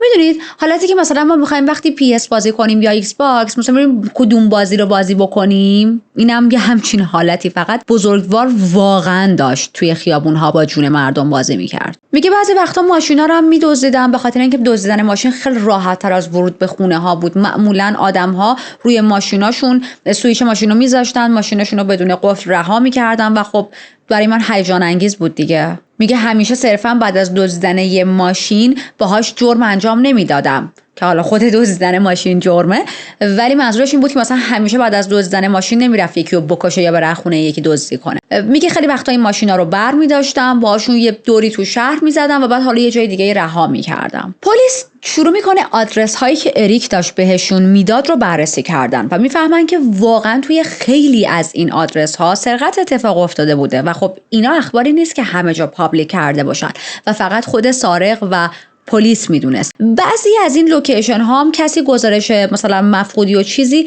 به پلیس نداده بود، یعنی طرف دیده چیزی از خونش دزدیده شده ولی خب ترجیح داده با پلیس صحبت نکنه. حتی یه سری از این صابخونه ها تا زمانی که پلیس میره سراغشون و بهشون میگه بابا از خونه شما مثلا دزدی شده چرا گزارشی ندادید، پراشون میریزه، میگن نه بابا مگه از خونه ما دزدی شده بود. یادتون اوایل پرونده بهتون گفتم خیلی از این آدم‌ها هیچ ایده‌ای نداشتن که از خونه‌شون دزدی شده.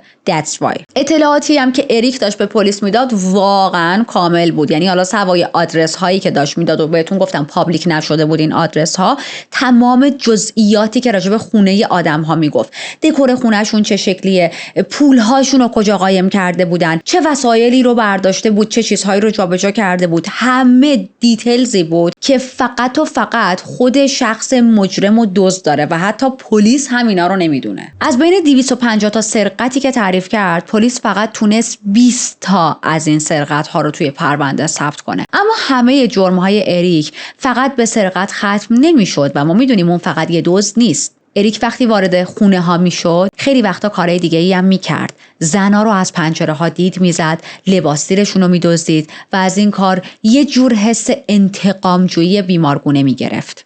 اریک همیشه حس میکرد که زنا هیچ وقت بهش توجه نمیکنن، پس اینجوری داشت ازشون انتقام میگرفت. میگه خیلی از جاهایی که حمله کردم به خونه ها واقعا هدفم این نبود که مثلا به زنها تجاوز کنم یا یک قتلی اتفاق بیفته. مثل 26 نوامبر که وارد خونه مالی شده بودم. میگه هدف من این بود که فقط دزدی کنم، اما مالی یهو بیدار شدش و خب ما میدونیم یه سری از زنهایی که توی این پرونده مورد حمله اریک قرار گرفتن تونستن جون سالم به در ببرن. یه سریاشون تا آخر عمر با یه سری مشکلات جسمی و روانی باقی موندن و خیلی هاشون هم جونشون رو از دست دادن. اریک چه اعترافی میکنه؟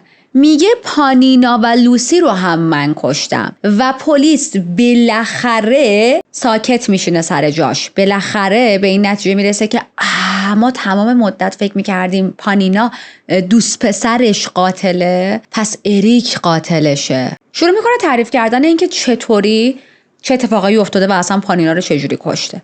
میگه 6 ماه قبل از قتل من یه بار وارد آپارتمان پانینا شده بودم و ازش دزدی کرده بودم و اگر یادتون باشه اون زمانی که من داشتم راجع به پانینا باهاتون صحبت میکردم همین حرفو زدم. گفتم پانینا 6 ماه قبل از اینکه به قتل برسه توی خونش یه نفر به زور وارد شده بود. میگه دوباره تصمیم گرفته بودم که وارد خونه پانینا شم. اون شب وارد خونش میشم، میخواستم مثلا جواهرات و لباسی و پول و اینجور چیزا بردارم و اتفاقا با خودم یه چاقویی هم همراهم داشتم جاست این کیس و این چاقو از دست من میفته زمین و صدا میده و پانینا از خواب پا میشه. پانینا شروع میکنه جیغ کشیدن. اریک مجبور میشه با تمام وزنش بیفته روی پانینا و با دستاش تلاش کنه که خفش کنه. پانینا شروع میکنه چنگ انداختن به اریک و اریک چاره دیگه ای نداشت جز این که چاقو رو برداره و چندین و چند بار فرو کنه توی بدن پانینا. بعد از اینکه میبینه پانینا از دنیا رفته وحشت میکنه، چاقو رو برمیداره، با ترس از خونه پانینا فرار میکنه و چاقو رو یه جا مخفی چی میگن گور میکنه، یه جا پرتش میکنه که فقط دیگه پلیس نتونه پیدا کنه. همین الگو رو برای لوسی هم تکرار میکنه، با این تفاوت که دیگه این بار شجاعتش بیشتر شده، دیگه این بار نمیترسه و وقتی داره جنایت ها رو توضیح میده انگار که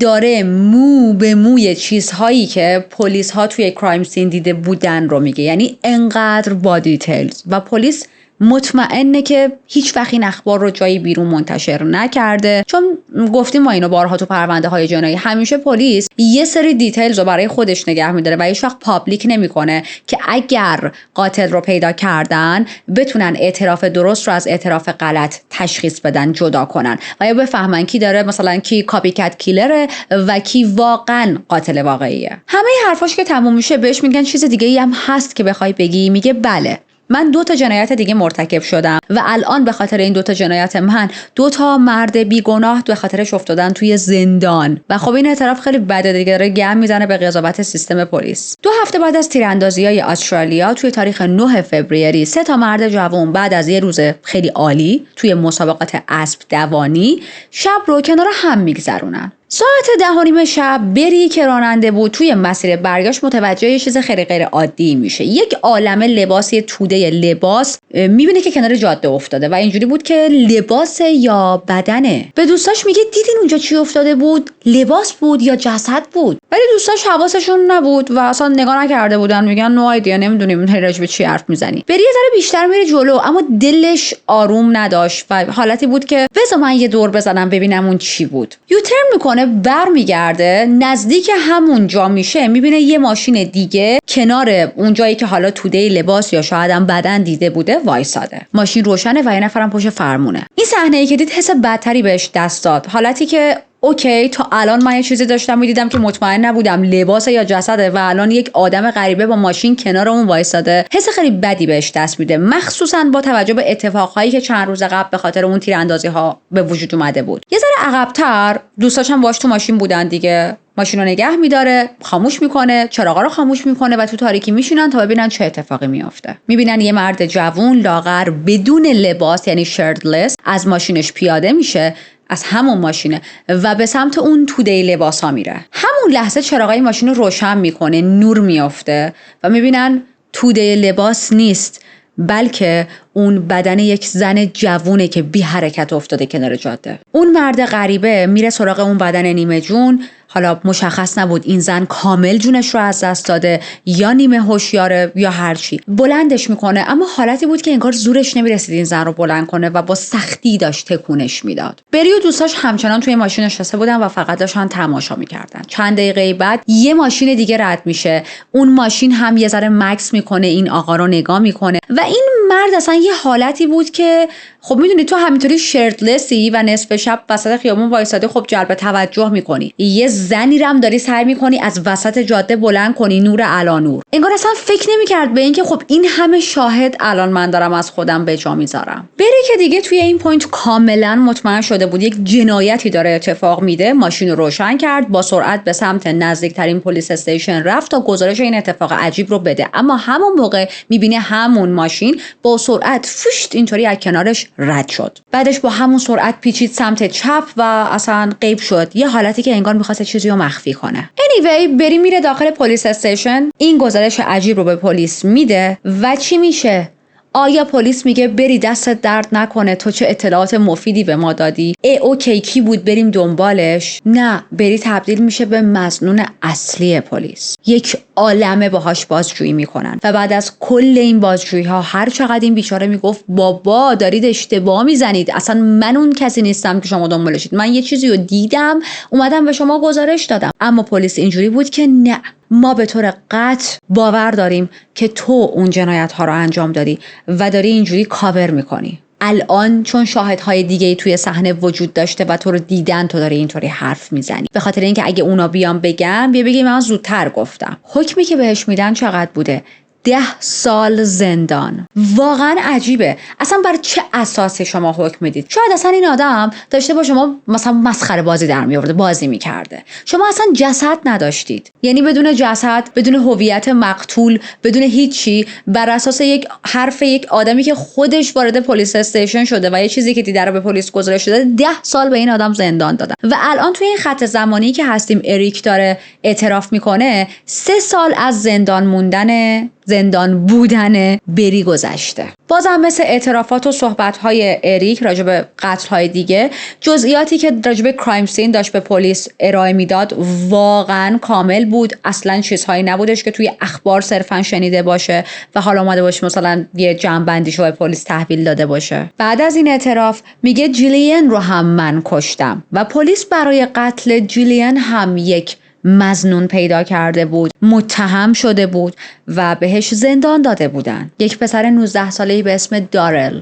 یک پسر کرولال بود که توی سال 61 به عنوان قاتل جیلین شناخته شد. دارل یه سری حکم‌های ریز دیگه‌ای هم داشت و پلیس اینجوری بود که پس 100% تو جیلین رو به قتل رسوندی. دارل زندگی خیلی سختی داشت، به خاطر معلولیتی که داشت همیشه از جامعه طرد شده بود. سطح درک کلامیش در حد یک کودک 7 ساله بود و فقط از طریق زبان اشاره و انگشتاش میتونست با بقیه ارتباط برقرار کنه و نه از طریق صحبت کردن با کلمات. خانواده‌اش همیشه میگفتن اون خیلی پسر آروم و مهربونیه، اما توی ارتباط برقرار کردن با دیگران واقعا مشکل داره. حالا چرا پلیس به این آدم مظنون شده بوده؟ یه سری‌ها گزارش داده بودن که این آدم دم یه سینمای محلی وای میسته، دخترا رو میبینه، وقتی که دخترا اونجا رد میشن میدوه سمتشون و تلاش میکنه که باهاشون یهو خیلی صمیمی شه. مدتی بود که دارل با یک دختری آشنا شده بود و هر از گاهی مثلا میرفتم ساختمونشون و این دختر رو میدید و اتفاقا اون شبی هم که قتل اتفاق افتاد دور و بر همون آپارتمان بود، واسه خودش داشت همونجوری بیکار میچرخید. خب بقیه هم دارل رو دیده بودن دیگه و بعد از این قتل دارل میشه مظنون اصلی پلیس. البته هنوز نرفته بودن سراغش، فقط دارل رو زیر نظر داشتن و چند روز بعد دارل به جرم تعرض به چند تا دختر 4 ساله و 5 ساله دستگیر میشه. اتهامش چی بود؟ این دخترها رو سوار ماشین کرده بود، برده بود سمت یک پارکی، اونجا داشت میگردوندشون و وقتی داخل ماشین بودن لباس این دخترها رو زده بود بالا بدون اینکه بدنشون رو لمس کنه، اما خب بدنشون رو تماشا کرده بود و بعد هم برده بود همون جایی که سوارشون کرده بود پیاده کرده بود. این دختر بچه‌ها بلافاصله وقتی پدر و مادرشون رو میبینن میگن، پدر و مادرها هم میرن به پلیس میگن و پلیس مستقیم میاد سراغ دارل. اولش دارل اتهام قتل رو رد کرد، خب چون ما میدونیم دارل قاتل نیست. اما بعد از ساعت‌های خیلی زیاد و طولانی بازجویی و فشارهای زیادی که بهش آوردن، در واقع فشارهای روانی، اعتراف کرد که آره اون قتل من انجام دادم. اعترافاتش 4 صفحه بود. 4 صفحه اعترافات زیادی نیست، اما خب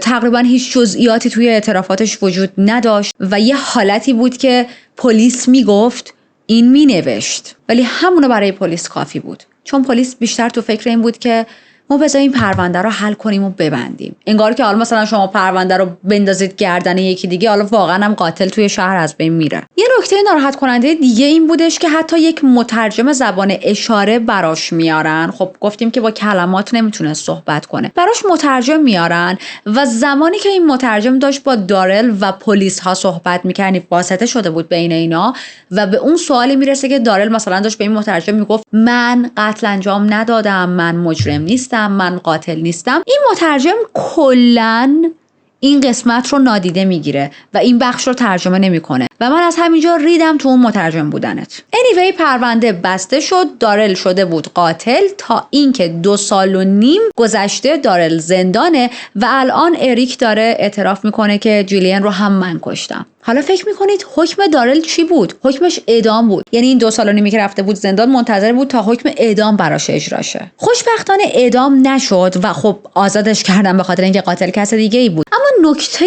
عجیب تو این پرونده اینه که پلیس اصلا دلش نمیخواست از اریک بشنوه که قتل هایی که بابتش متهم گرفته بودن و انداختن زندان رو الان اشتباه کردن و اریک قاتل اونه بوده. یکسره به اریک میگفتن مطمئنی داری درست میگی؟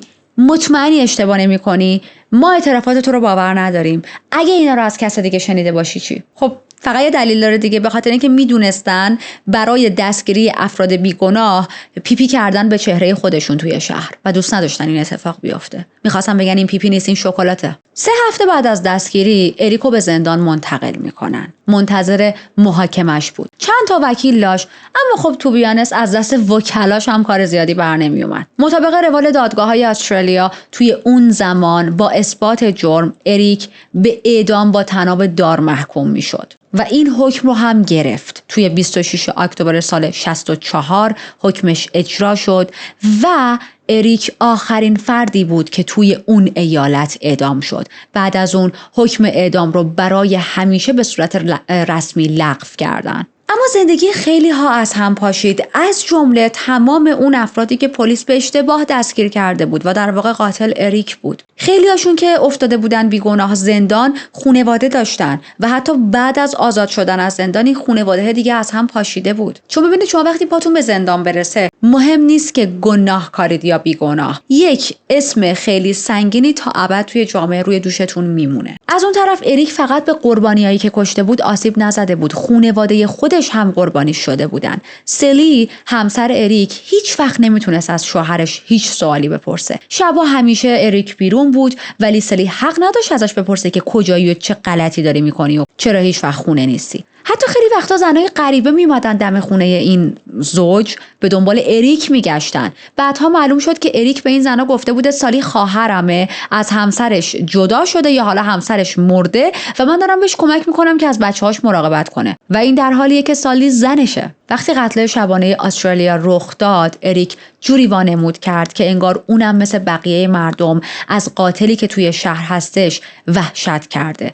به سالی گفت که باید بچه‌ها رو مواظبت کنه بیشتر، دیگه از خونه نباید بذاره برن بیرون بازی کنن، همه باید شبا روی زمین اتاق خواب بخوابن، همه درا باید قفل شن. ولی نکته عجیب این بود که خودش نصف شب بیرون میرفت و جون قربانی‌های بیشتری میگرفت. حتی یه سوت خاص و یه سری قفل خاص روی در گذاشته بود تا وقتی شبا برمیگرده سالی بدونه که اون پشت داره و نترسه و اینا همه در حالیه که خودش ریده بود توی شهر. یکی از شبایی که برمیگرده خونه و اخبار این قتل‌های وحشتناک همه جا پیچیده بود، سالی بهش میگه که از این قاتل متنفرم، پس کی پلیس میخواد این قاتل رو دستگیر کنه؟ و در حالیه که شوهر خودش قاتله. خبر نداشت قاتل دقیقاً جلوی من وایساده. برای سالی خیلی سخت بود وقتی فهمید که شوهرش این قتل‌های سریالی رو انجام داده و این حمله‌های ناجور رو کرده. توی یک مستندی به اسم بعد از شب صحبت میکنه. میگه که من میدونستم اریک دزده، میدونستم منحرفه، میدونستم هرز میپره، ولی قاتل واقعاً هیچ وقت فکرشو نمیکردم. اما چیزی که از همه وحشتناکتر بود برنامه اریک برای خانواده‌اش بود که الان میخوام بهتون بگم. بعدها به پلیس میگه که من اگر 1% احساس میکردم که پلیس به هم نزدیک شده و میخواد بیاد منو بگیره برنامه‌اش رو ریخته بودم و این برنامه رو عملی میکردم. حالا چی بود؟ قصد داشتم همه اعضای خانواده‌ام رو بکشم، بعدم خودم رو بکشم. حتی برای این نقشه‌اش یه سری اسلحه و مهمات خریده بود و داخل سقف خونه پنهان کرده بود. وقتی که ازش پرسیدن چرا؟ خب حالا پلیس میخواست تو رو دستگیر کنه، به زن و بچه‌های بیچاره چیکار داشتی؟ در جواب میگه که نمیخواستم بذارم کسی به جز من دستش به خانواده‌ام برسه. یعنی خودخواهی تا چه حد؟ اما الان اریک دستگیر شده، سالی مونده و 7 تا بچه بدون هیچ پولی، بدون هیچ کمکی. و این رو هم فراموش نکنیم خانواده سالی به خاطر این رسوایی که از سمت اریک اتفاق افتاده رابطهشون رو مجبور شدن با همه قطع کنن. ولی سالی هیچ وقتم از شهر فرار نمیکنه، میمونه توی همون شهر. با اینکه مردم شهر خیلی انگشت اتهام گرفته بودن سمتش که شوهر تو قاتل سریالی بود، یا خیلی بچه‌هاشون رو مسخره میکردن یا حالا هر چیز دیگه‌ای، اما شهر رو ترک نمیکنه. میگه من توی این شهر موندم تا به بچه‌هام یاد بدم که نباید از چیزهای سخت و موقعیت‌های سخت فرار کنن. اتفاقا این تصمیم سالی توی آینده بچه‌هاش هم خیلی تاثیر داشت. یکی از بچه‌هاشون، در واقع همه بچه‌هاشون آینده خوبی رو میتونن ببرن جلو. یکی از بچه‌هاشون میشه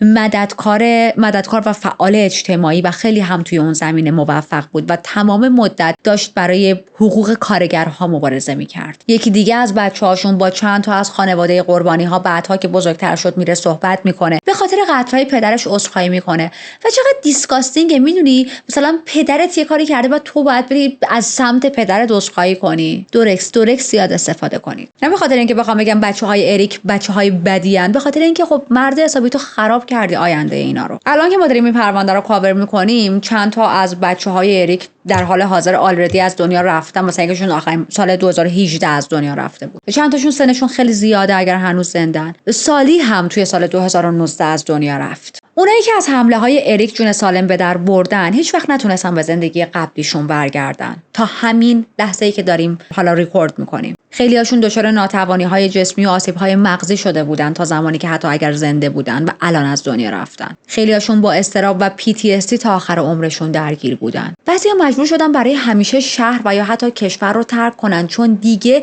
توی اون شهر و اون کشور احساس امنیت نمی‌کردن. و پرونده امروز نه فقط درباره قتل بلکه درباره سیستمی بود که بارها و بارها قربانی‌ها و خانواده قربانی‌ها رو ناامید کرده بود. شاید پرونده اریک 60 سال ازش گذشته باشه، اما هنوز خیلی از مردم شهر پرت احساس ناامنی دارن. راجع به این پرونده، راجع به این قتل‌ها صحبت میکنن و شبها با چراغ روشن میخوابن. دیگه در خونه‌شون رو راحت باز نمیذارن و اون احساس امنیتی که سالهای پیش وجود داشت کامل از توی شهر از بین رفته به لطف اریک. Please speak clearly so that the jury can hear you. You are the accused in this trial? Yes, sir. You said you had full possession of your faculties. I take it that there was no question of a grey-out or a blackout at this time. No, sir. You felt this cloud come over you of a sense of power. I felt as though if there was an army of men in front of me, I couldn't have stopped me, and I could have walked through a brick wall if there had been one there. That's how I felt. As I said in my written statement, I just wanted to hurt people. And this was an urge that made you feel as if you had the power of life and death. I had the power of life and death. You said you were pretty upset when you came out of this feeling of an urge. You were very upset. As soon as I wrote the piece through the press, that is when it really hit me, sir. And you realised then what dreadful things you'd done. Yes, sir. Why didn't you do something about it then? Because I knew then I'd have to stand sharp with them. That concludes my examination. قبل از اینکه پرونده رو به اتمام برسونیم و یه گپی با هم داشته باشیم، چند لحظه راجع به قربانی هامون صحبت کنیم. امروز یاد می‌کنیم از تمام قربانی های این پرونده. انسان هایی که قرار بود زندگی قشنگی داشته باشن ولی یه شب همه چی ازشون گرفته شد. اما داستان فقط درباره قربانی هایی که از دنیا رفتن نیست، بلکه درباره اونایی هم هست که زنده موندن ولی دیگه هیچ وقت مثل قبل نشدن. اونایی که هنوزم جای زخماشون درد میکنه، شبا با چراغ روشن میخوابن و با هر صدای بلندی قلبشون تندتر میزنه. افراد زیادی زندگیشون توی مسیر اریک نابود شد. اونایی که دیگه هیچ وقت نتونستن عادی زندگی کنن. یادشون زنده است حتی اگه دنیا فراموششون کرده باشه.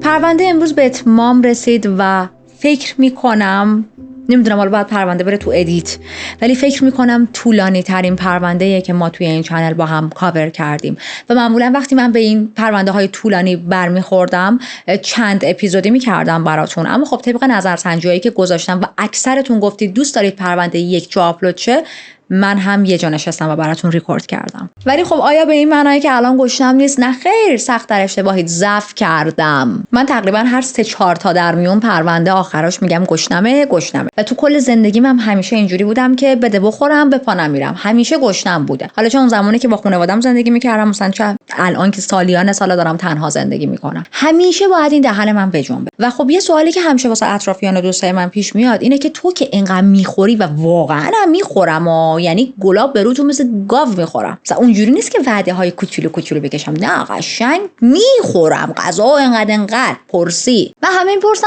تو چطوری انقدر غذا میخوری بعد چاق نمیشی؟ خیلی دوست دارم چوسی بیام بگم به خاطر رژیم غذایی خوبمه، به خاطر ورزش های روزانه‌ای که میکنم، به خاطر سخت کوشیه، ولی واقعیت نمیتونم و فقط بدنم اینطوریه، هرچی میخورم چاق نمیشم. گفتم اینو بهتون بگم چون میدونم برای خیلیاتون زیاد دیدم کامنت گذاشتید که تو که اینقدر غذا میخوری پس چرا چاق نمیشی؟